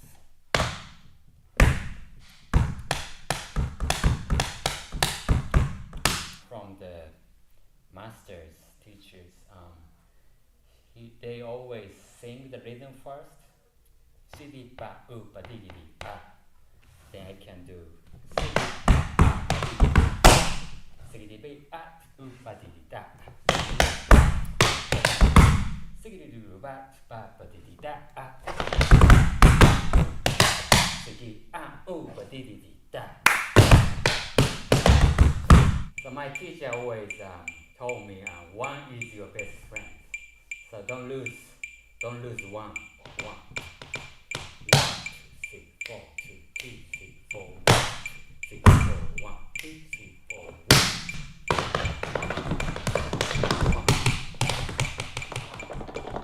1. Daddy started out in San Francisco, tooting on his trumpet, wild and mean. Suddenly a voice said, "Go for Daddy, spread your picture on the wider screen." My teacher told me, speak with your feet instead of like performing, express yourself. It's always related to the jazz music, and it's always like a conversation and a call and response with the musicians. It's a tingle in your fingers, tingle in your feet. It's always the rhythm, and the sound is the most important thing. It's a powerful beat. Yes, the rhythm of life is a powerful beat.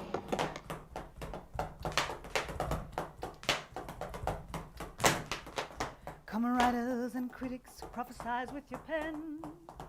Keep your eyes wide, the chance won't come again.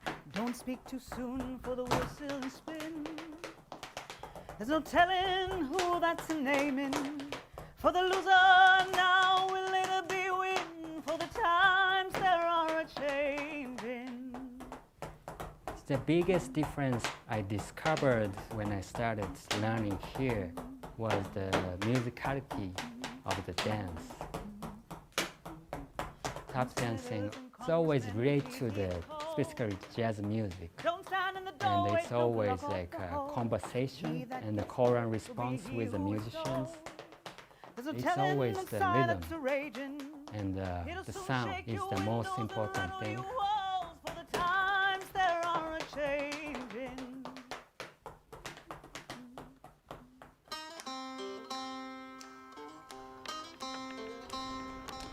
Here walking the street, hearing the sound, it's the biggest inspiration for me. And also my emotion always change the way I dance and change the rhythm. Main thing I do is mostly improvisation and just like everyday life, just like reading. Not always the sound is important, but space is important. Always the pulse, just like the heartbeat, makes the rhythm going. Good rhythm, wonderful life, and that's my belief.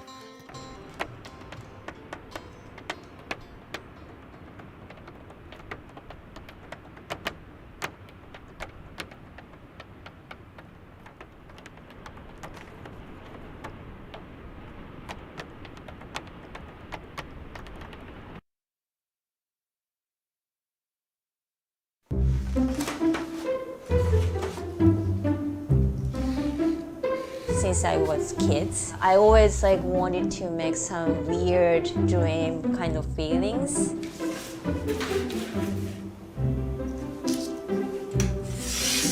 I'm Maiko Kikuchi, Brooklyn-based artist. I'm making painting, collages, sculpture, and puppetry. All the time, my art is related to the daydreams, which is my big theme, continuous theme for my creation. So my collage is the tools for making my daydreams. One time I made almost 100 collages for one summer, which is my challenge. So I just needed to train myself how to follow my instinct. This is rough collage. Cut it out and then paste on the paper.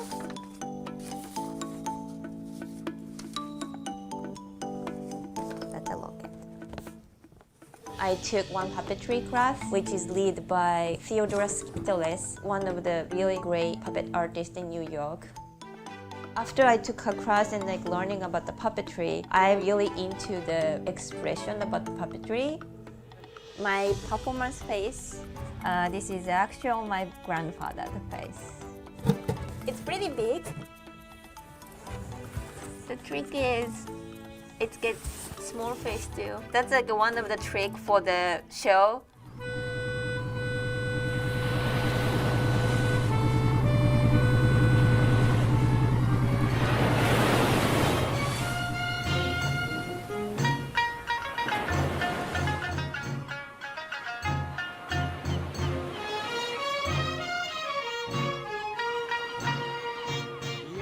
I applied for the puppet lab at Sentence Warehouse in Dumbo. Somehow I got in. I was so lucky. And then that was the first time I make my theater puppetry work in my life. First time I make the object theater, which is called Daydream Anthology. I decided to make something continue from the Daydream Anthology. 7, 8, 9, 10. You got it?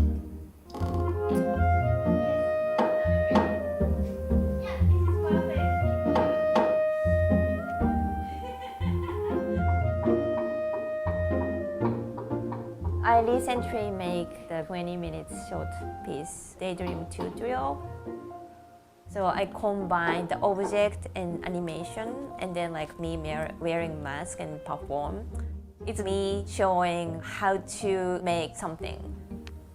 Daydream tutorial. But it's not like ordinary tutorial. How to shape your face. Repeat the movement 10 times. Okay. Here is an example. Yeah.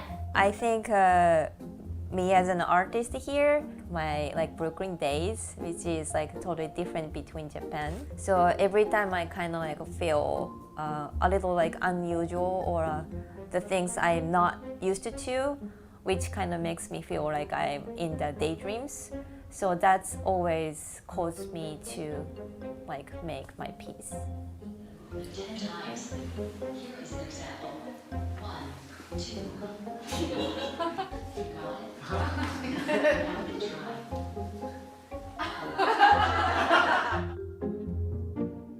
Whenever like I talking about my like artworks, I always like wondering which part I should like begin, I should start to talk about.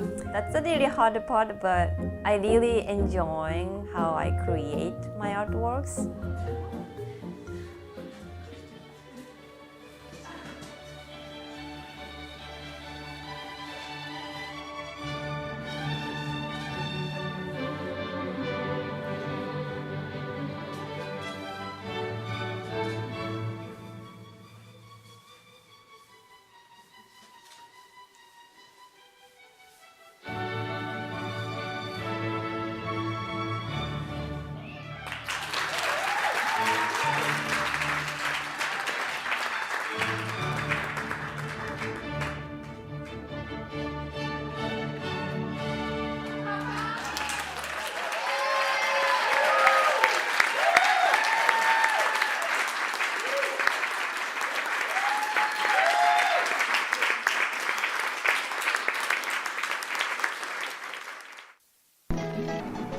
It's interesting because I have felt the most alive moments right after I thought I was going to die.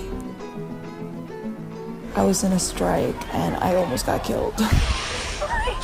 Literally killed. It was almost normal to somehow witness a criminal act.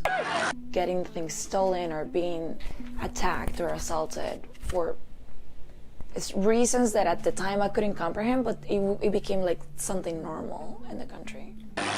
I was covering via photography and videography like a bunch of the strikes that were going on in my country, because the only channel that it was covering a lot of what was happening, it was NT24, and it's a Colombian channel. So I started documenting what was happening, and in the middle of the strike things got really crazy. That was insane. I was 17 when that happened.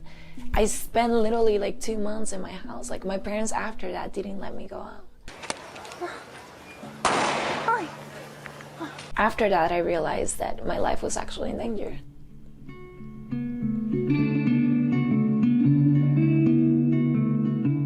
My name is Maria Angela, and I'm from Venezuela. I'm 21 years old, and I'm living in Bushwick in Brooklyn, New York. Perfect. I finally talked to my family. I made the decision of like starting a new life here. I became very like lonely, and I just started documenting like the changes that I was going through. So like I have a lot of photos that represent kind of like that solitude. You know, I started just doing self-portraiture of like how it felt to like just wake up and like having uncertainty.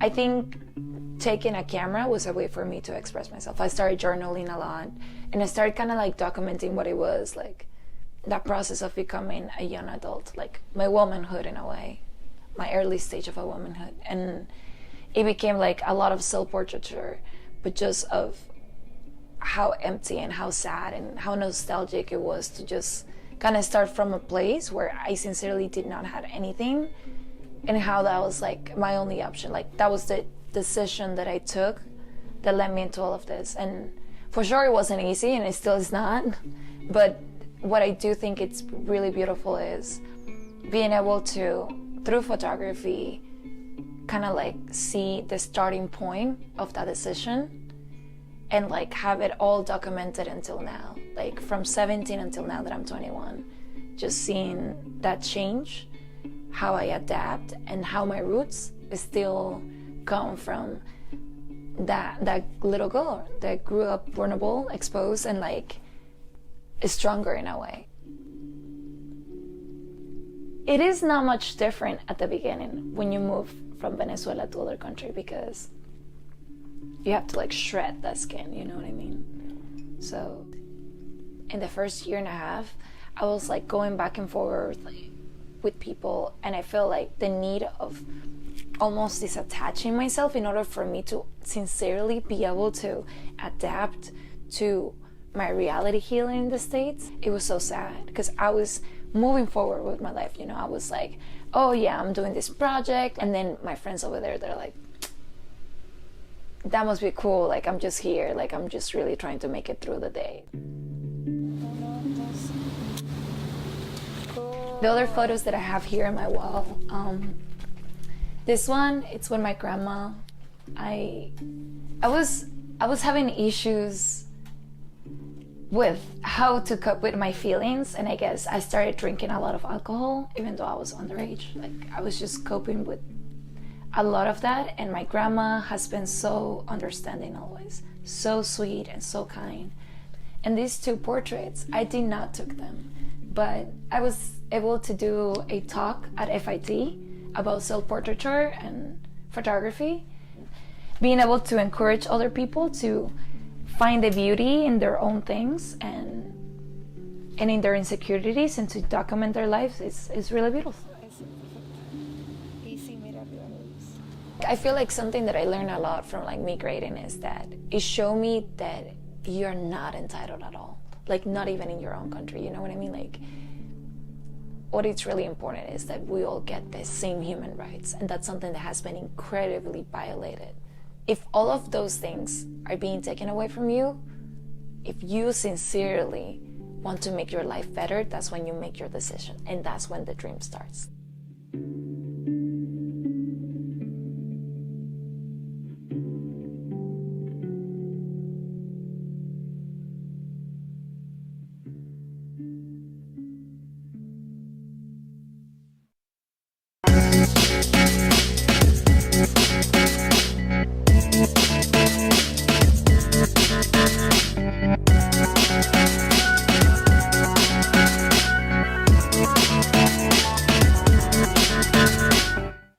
This more than just a poem, I'm more than just a poet, akin to stardust, and tell myself till I know it, yeah.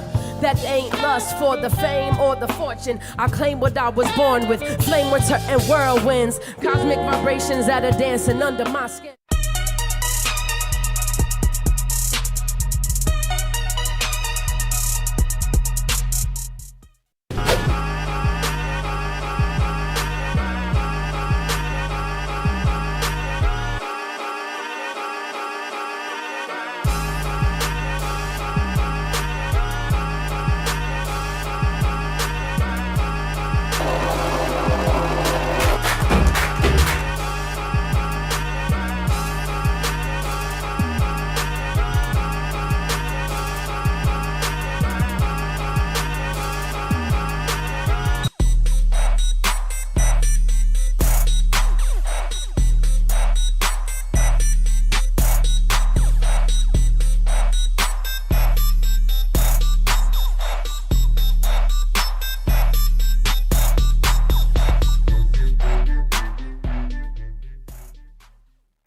As per U.S. law, any child bought or sold into the sex trade is a victim of human trafficking. Why is the first time I'm hearing about this? On the same websites where you sell a couch, there are sections to buy people. Really? And up to half of these victims are boys. There is no such thing as a child prostitute, only a victim of exploitation. And it could be anyone. She's talking about me. Should I say something?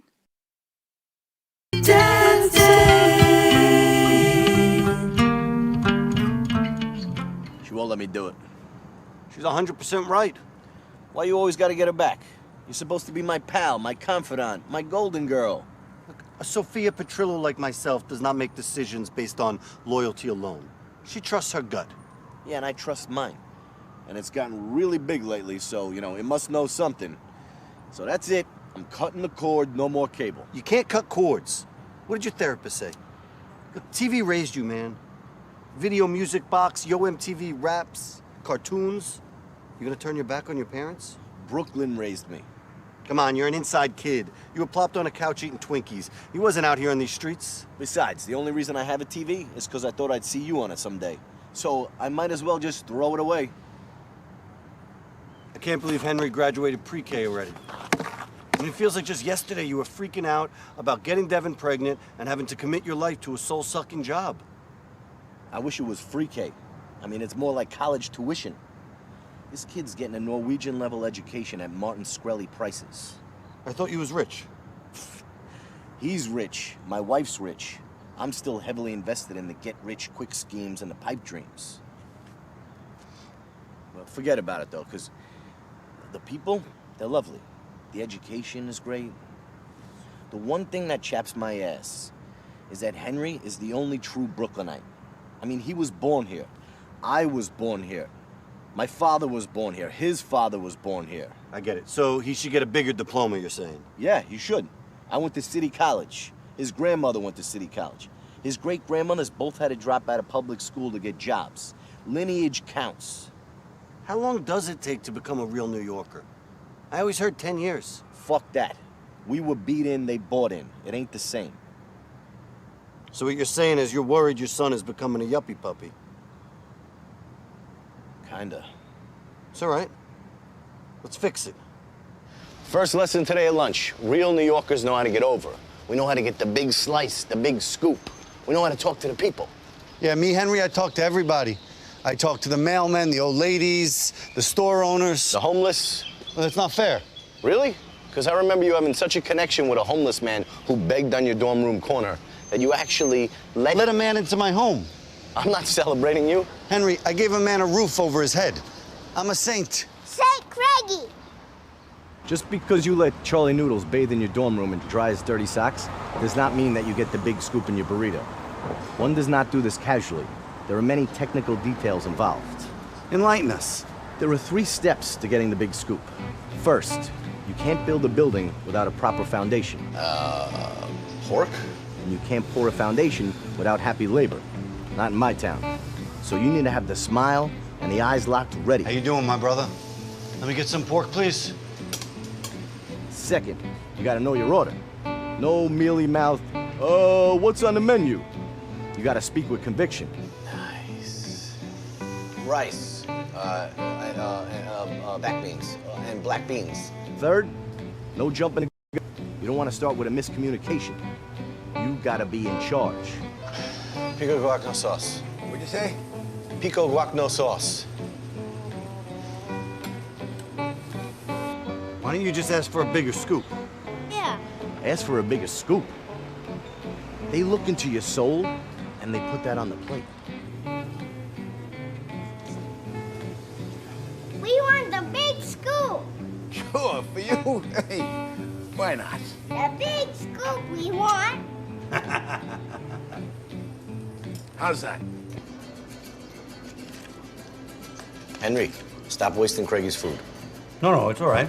I couldn't finish this thing if I wanted to. And all these free chips? You don't want anything, right? You good with that taco? I don't want to be a dick or nothing, but that's a pretty small taco. It's a burrito. Let's go to the Brooklyn Museum after this. They're doing the Basquiat Papa show. It's 90 degrees out, Pino. We're going to the park. Besides, Henry has a play date with his friend Wynomi. Not this again. Look, you're gonna meet her mother. You wanna be a filmmaker? You wanna be an actor? She's your path. And therefore, she's my path. I don't want to meet anybody. I just want to go to the Basquiat show. I can't do anything. I work 60 hours a week and I got 2 kids. You gotta do this for both of us, and you cannot be in control of our future any longer. I've been waiting years for you to become famous.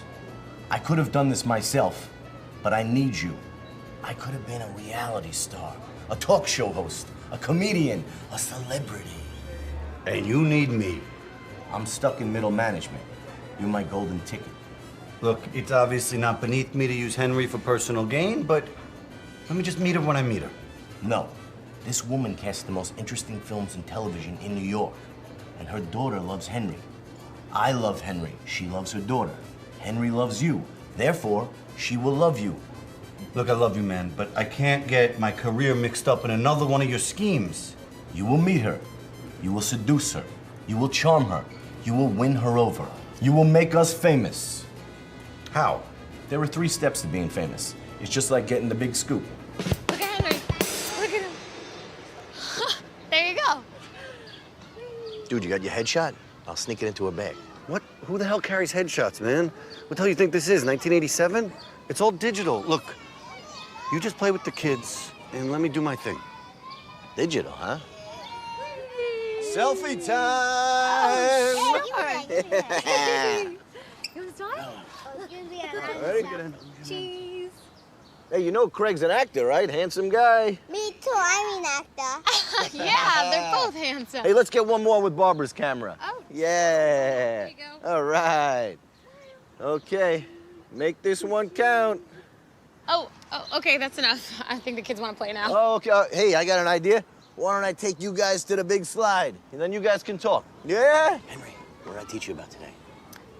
The big school. Okay. See that family having a pizza party? Yeah. Yeah. She's so human. I loved working with her. She's just like a gem. Yeah, I love her, but I don't know about that film. It's so self-indulgent. It's meaningless and dark, and of course critics love it. Yeah, sure. I mean, another neurotic, antisocial male filmmaker that they can see themselves in, who's basically misogynistic and derivative in every sense of the word. But hey, let's bankroll his next 6 films, even if they never make a single dollar. Sorry. Damn!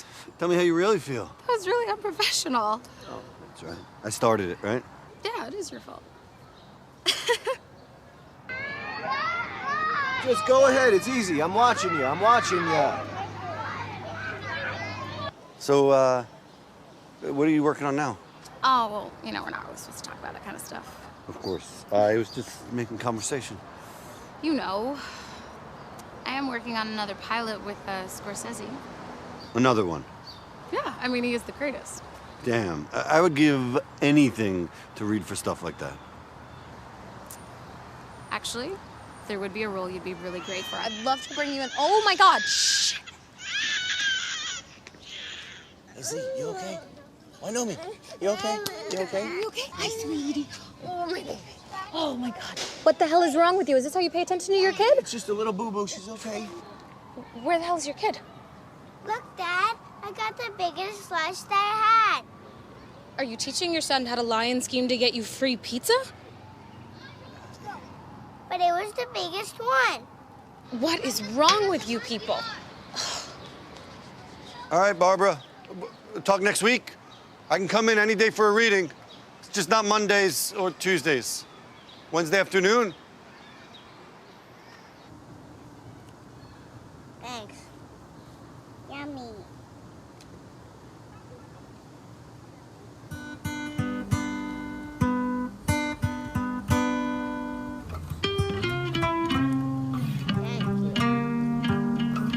Dance Day. Dance Day.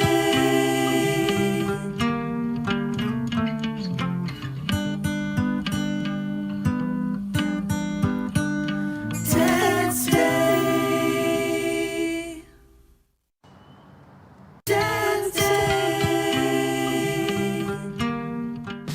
Oh my, this is moving quickly. And now, once again, my shirt is off in a stranger's apartment. And now my pants. And now my underwear. Do we need bread? I was in the middle of making my fucking grocery list, and I get thrown down on the bed. I should get to keep my iPhone.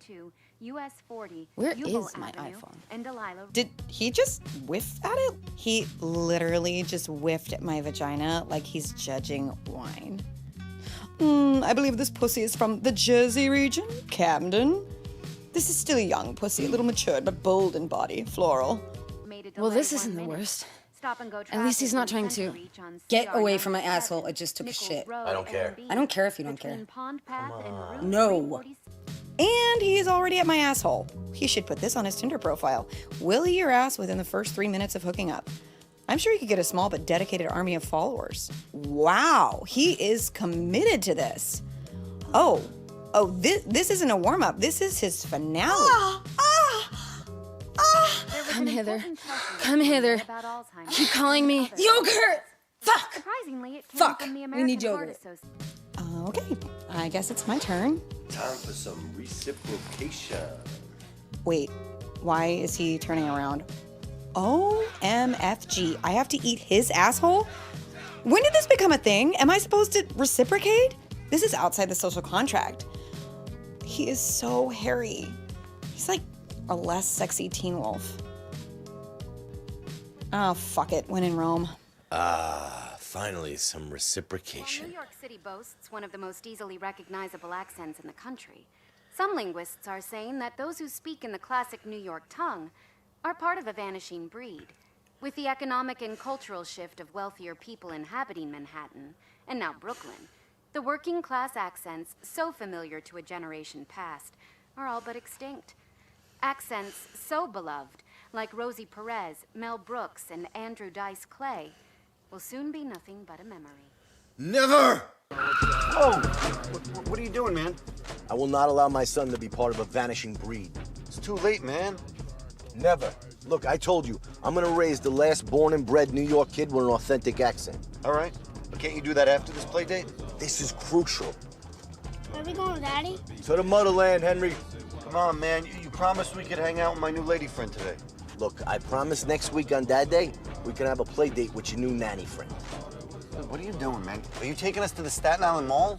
I know you resent your former home for fucking you up and destroying your dreams and your self-confidence. But this is it, man. Staten Island remains the last bastion of pure working-class New York culture. I mean, it's like a preservation with only a 30-minute ferry ride or a $16 bridge on or off. It's like you're stuck in a space-time continuum. You know, you talk about Staten Island like it's Jurassic Park. Are we going to see dinosaurs? No, Henry, we're going to see real New Yorkers who speak real New York speech. Look, if Staten Island is so fantastic, why don't you move there? Fuck that. I'm not gonna live in Staten Island. You're the worst kind of yuppie, you know that?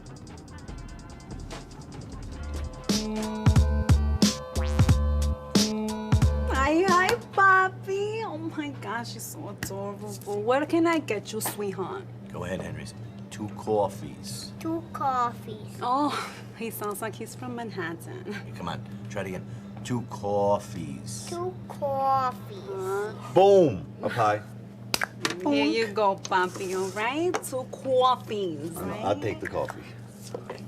Anyways, Craig, what's up with you? What are you doing? I've just been really busy, projects and stuff. Please, my ass, all right? Please, since when did you have a real job? I always work. I work harder than any of my friends. Your friends? Your friends are at the door. Okay, come on then. Like, look there. Nobody's at the door, see? Exactly. Thank you. Linda, you freaking... All right, look, is Tony in the back? I wanted him to show Henry how he makes the bagels. I don't fucking know. Why don't you go check? Tony, do you remember my friend James from college? Hey, boys, how you doing? I was wondering maybe this is his son, Henry. I told him you'd show him how you make bagels out here. This is where we roll out all the bagels. For a batch I get over there, I get about 120 bagels. 120 bagels. You ever eat 120 bagels? Nah. The next part, Henry, is the most important part. Ooh, we gotta watch this. Look over here. Come here. You see what this is? Yes. It's a big vat, because these are boiled bagels, right? They're barreled bagels, barreled in New York City tap water. Yeah. Tastes like home. The best bagels in Staten Island. You hungry, kid? Yes.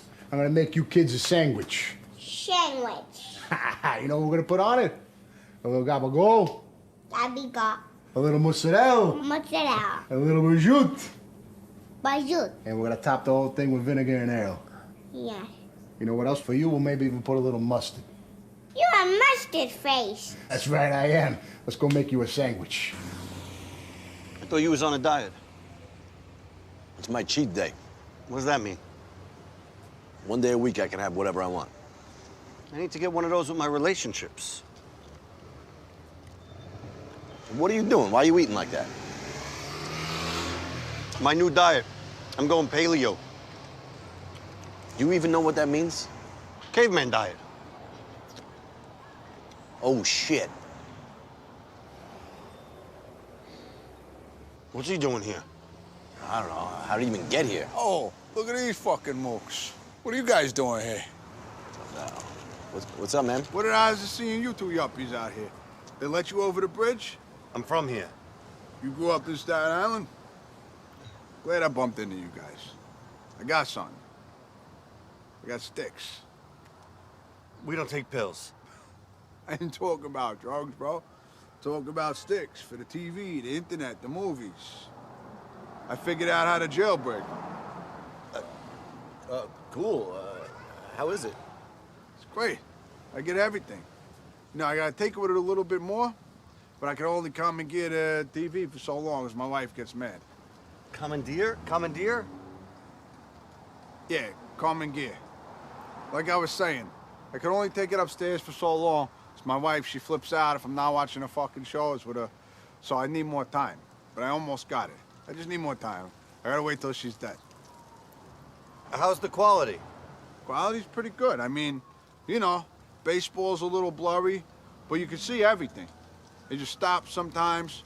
I'm still tinkering with it, though. I wasn't gonna do it because I already got in trouble with the torrents and shit. But everybody's jailbreaking these fucking things, man. I saw a Chinaman in Costco, and I went up to him and was talking to him about this. Because, you know, the motherfuckers know how to crack these things. They're whizzes with this shit. And he said everybody's doing it, so now I'm doing it. So, you come to my house, I'll show you how to do it, then we could do this together. I don't even have one. All right, so buy one. You like movies? You don't like movies? You don't like movies? Yeah, of course I like movies. Everyone likes movies. All right. I get all the movies. Cool. So what do you think? About what? About buying my stick. Bro, I'm trying to hook you up here, man. This is big. This is bigger than the fucking cable hot boxes. Bigger than the fucking fake Louis Vuitton shit. This is huge, bro. I'm trying to get you in on the ground floor because you say you're from Staten Island. It sounds like the future. I love it. Your fucking man's pretty smart. You should listen to him. I'm good. You're good? You think you're good? I don't even have a TV. What fucking yuppie doesn't have a TV? Bro, put it in your iPad for all I care. How much? 200, the local rate for you, since you say you're from here. I don't have $200. Look, I swear. Look, I barely have $90. $90? I'll take it. Deal. Good doing business with you. Hey, good to see you, man. Thanks for coming to my spot and wasting all my fucking time the other day. I appreciate that. Have a good time on the island, guys. Can we just go back to Brooklyn now?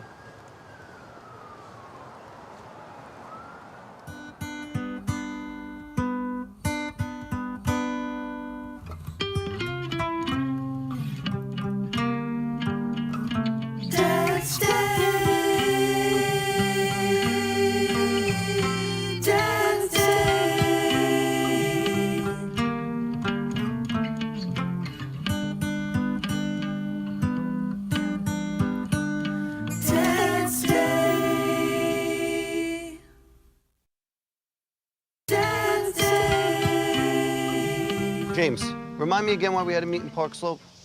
Just chill, man. Henry had to reschedule his guitar lesson. That's right. I forgot you're raising such an artist. Look, he's almost 5, and I've already failed him enough. He's not bilingual, bisexual, or biracial. I figured, you know, least I can do is teach him an instrument. I get it. You know what you need to do? What?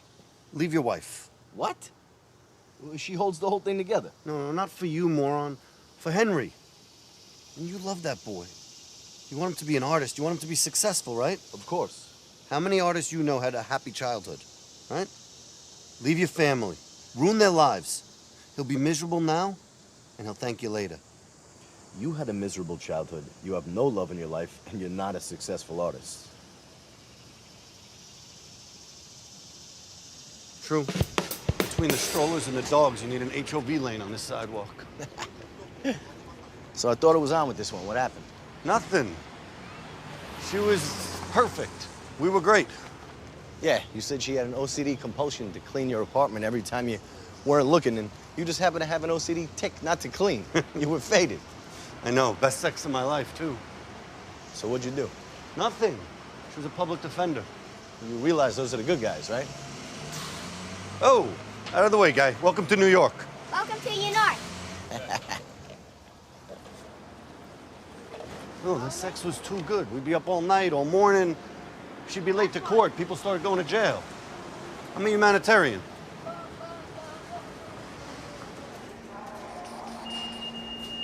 Yo, Hen, let's go for this. Yeah. Oh, excuse me. Excuse me. Where's your dad? Go, James, come on.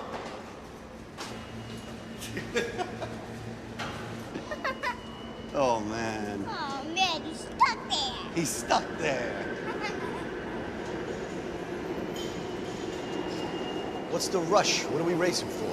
We're not racing. We're walking like New Yorkers. We should be driving like real New Yorkers. Dude, taking the train is part of the adventure.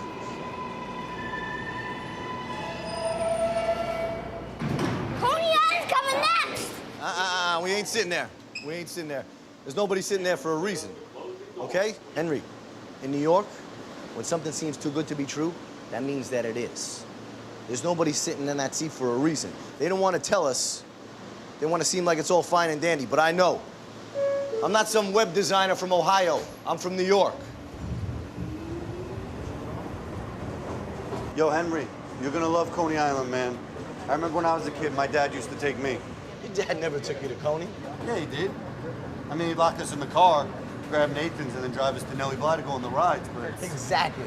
My parents used to take us to Nellie Bly, and then they tell us it was Coney. It took me till I was 15 to figure it out. Seriously, though, you're gonna love it there, man. It's amazing. After I graduated college, I used to work there. You're talking to a real-life Coney. This is why you're going to college. Have a great time here at the Coney Island Sideshow. We're at Coney Island. Boom, boom, boom. Ma, ma, ma. Ma, ma, ma, ma.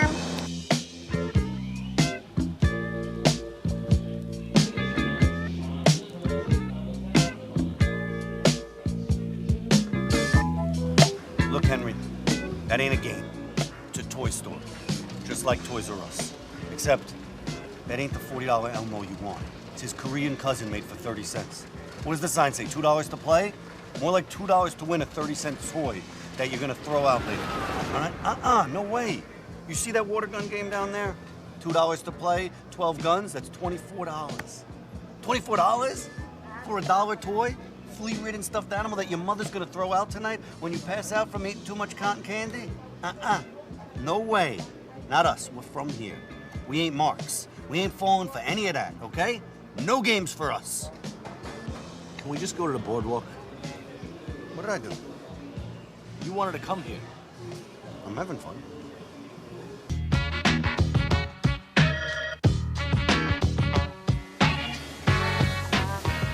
Yeah, this place was real when I used to work here, man.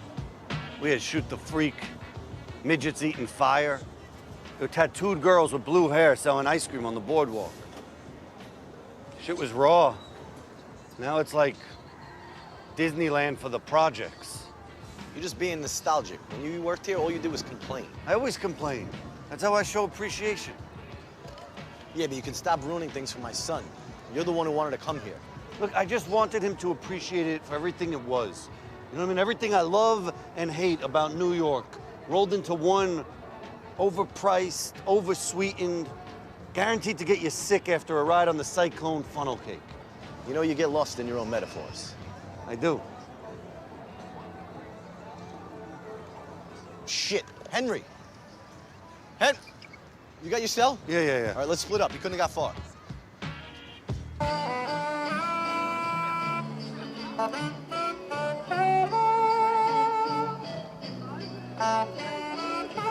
Henry! As soon as you get to Earth, deliver any information found in the spacecraft to the commander's office. Henry!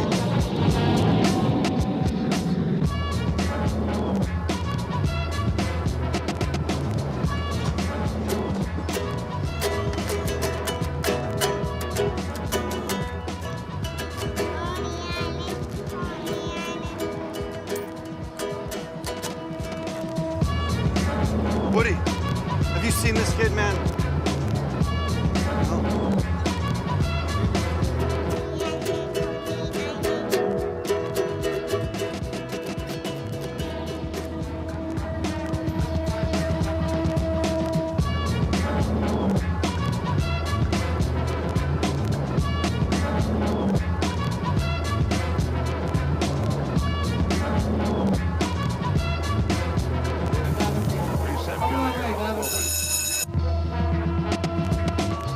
One that's gonna make it pop. He gets the prize today. Who's gonna take it away? I'm looking for another winner, guys.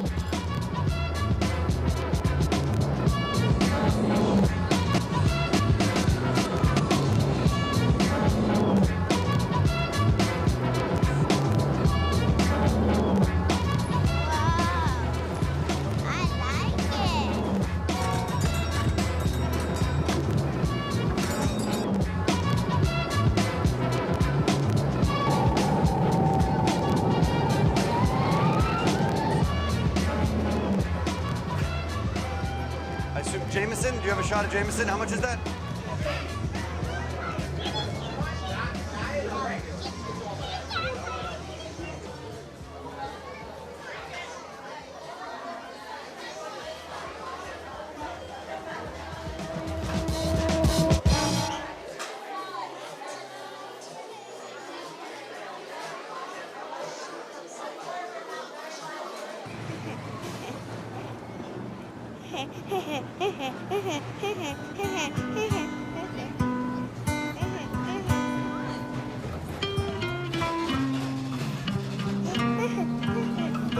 Dance Day. Dance Day.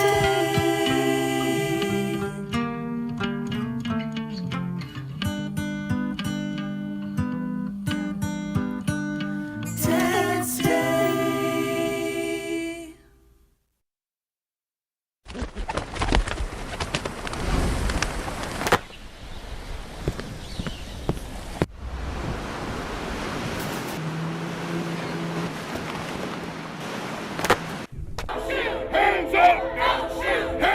For a blink moment in time, people are aware of what they're feeling every day. If you're going to restore and sustain a democracy, there must be an informed and engaged citizen. I spent 2 years in immigration detention. You know how much they spent to feed me for one whole day? How much? 75 cents. Immigrants as a whole, migration as a whole, is associated with lower rates of crime. Immigrants make our communities safer. What causes climate change, the selling and burning of fossil fuels, benefits most the power elite. And so they have a disincentive to address it, and they have an incentive to deny it. They're not gonna funnel more money into our schools. They're not gonna do it unless they have to, right? And the way they have to is by our participation, our organization, us taking accountability for our actions.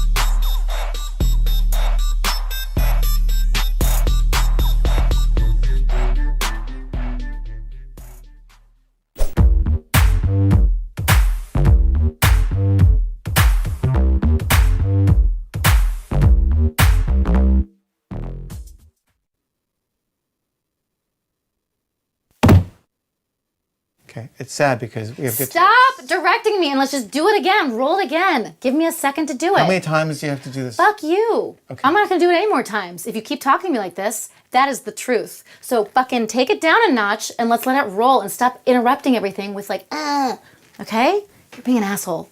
Go.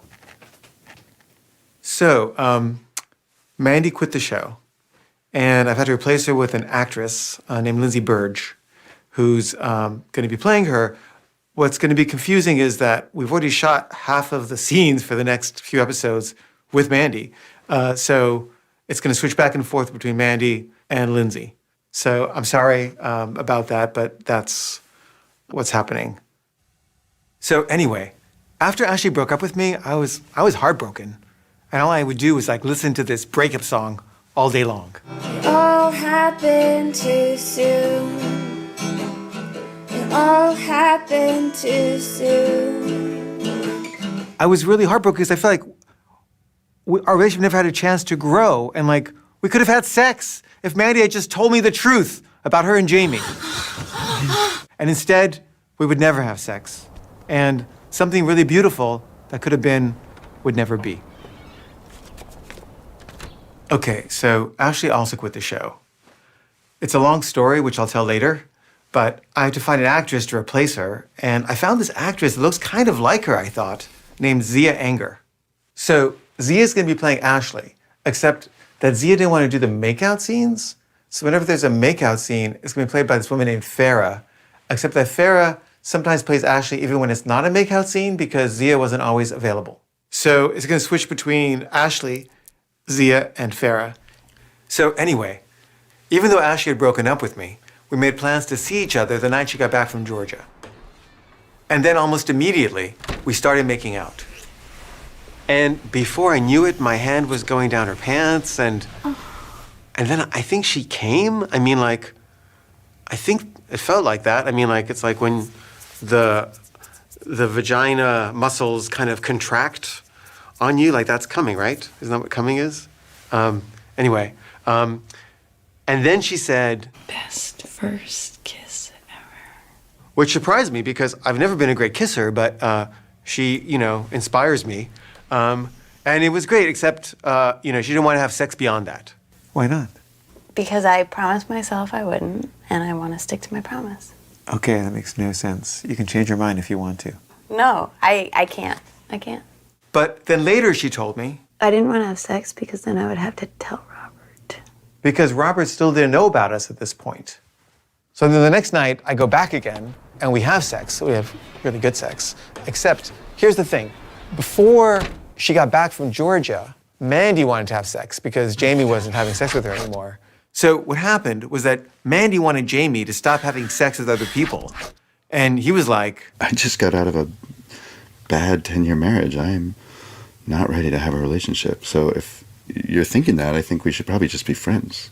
So anyway, Mandy says to me, I'm really horny. Would you just have sex with me? I would, like out of charity, but I don't want Ashley to feel weird about it, and I don't want to fuck up my chances of having sex with her. So I asked Ashley, is it okay if I have sex with Mandy? I don't really want to or anything, but she wants me to, and, I just feel bad for her. Oh, yeah, you should totally have sex with her. She's your wife and she needs you. But, of course, when I'm having sex with Mandy, I'm, fantasizing about Ashley. And so then when I see Ashley and we're actually having sex and she's actually giving me a blowjob, I'm like, this is what I was fantasizing about. But for some reason, I'm having a hard time coming. And I'm like, and she's like trying and it's gonna take a long time and I'm starting to feel bad and like, I gotta just come. So I'm like, maybe if I fantasize about Ashley giving me head while she's giving me head, then I could come. So I kind of close my eyes and pretend she's giving me head, which she is. But somehow it's different in reality than in the fantasy, and that difference I was hoping would do it. But it didn't. So I didn't come, and which is okay, but I felt bad for Ashley because she tried really hard. So anyway, Ashley and I keep seeing each other, but she also still hasn't broken up with Robert and is basically alternating between seeing me one night and him the next night. So he'd be calling her every night. Oh, shit. I have to take this. And I'd hear him crying through the phone. And then when Ashley would come back, she'd be crying too. And there was nothing I could do about it. So that's happening. And then I get an email from the slut machine. And I'm like, is she inviting me because she likes me? Or why is she inviting me? I guess she wants to be friends? I don't know. But I couldn't decide if I should go or not. On the one hand, I was attracted to her, and I was hoping that this meant that she wanted to have sex. On the other hand, I didn't want to fuck up the Viceland deal. Plus, I was worried the slut machine wasn't going to show up to the class web show screening, and I thought that if I went to her birthday party, she'd be more likely to come. So I tell Ashley that I'm thinking of going to Slut Machine's birthday party, and I ask her if she's okay with that. Of course, you should totally go. Yeah, but like I'm attracted to her. What if something happens? That would be great. I don't want to be monogamous with you. Plus, I'm seeing Robert. So I'm like, great. But part of me is worried that she'll pull away if anything happens with Slut Machine. But I decide to risk it, and I go to the party. But on the way there, I'm like, I should call Ashley just to check in. What? So you sure you're okay? Yeah, I'm fine. But she didn't sound like she was fine. Just do it, okay? I want you to do it. Are you sure? Yeah. So anyway, I didn't really believe her, but you can't force someone to be honest when they don't want to be. So I decided to just take her at her word, and I went to the party. And Slut Machine is like on mushrooms, and I can't tell if she likes me or not. She's being pretty nice, but she's also a little bit absent, but maybe that's just because she's on mushrooms. So anyway, I kept trying to remind Slut Machine about the screening, but she was tripping. So I decided just to let it go, and I go to Ashley's and we have sex. So anyway, the screening of the classic web show was a few days away, and I invited Ashley to come, and then Mandy said she wanted to come too. But Mandy had been saying kind of mean things about Ashley. She obviously is into you because she just thinks she's going to be able to get famous. And I was telling Ashley what she was saying because I'm trying to be totally honest and transparent with everybody, including you. But so Ashley was like, I don't know if I want to go and have that negative, energy. well, you don't have to go if you don't want to, but if you want to, maybe you could. No, I don't want to go. And I wasn't sure what to do, but Ashley had written a song for the class web show. Higher education, come down. And I thought it was really good, and I thought that maybe if I played it for Mandy, Mandy would like it, and then maybe she'd be like nicer to Ashley, and then maybe Ashley would feel better and be willing to come to the screening. So a few days before the screening, I played Mandy the song that Ashley had written. Higher education, come down. What do you think? It's good. So I told Ashley that Mandy liked it, and then Ashley said, Okay, I'll come. so I was like, great. But then the night before the screening, I'm watching the kids while waiting for Mandy to come home from school because she quit her job to go back to school to study photography, even though we can't pay our bills. And then she sends me a text.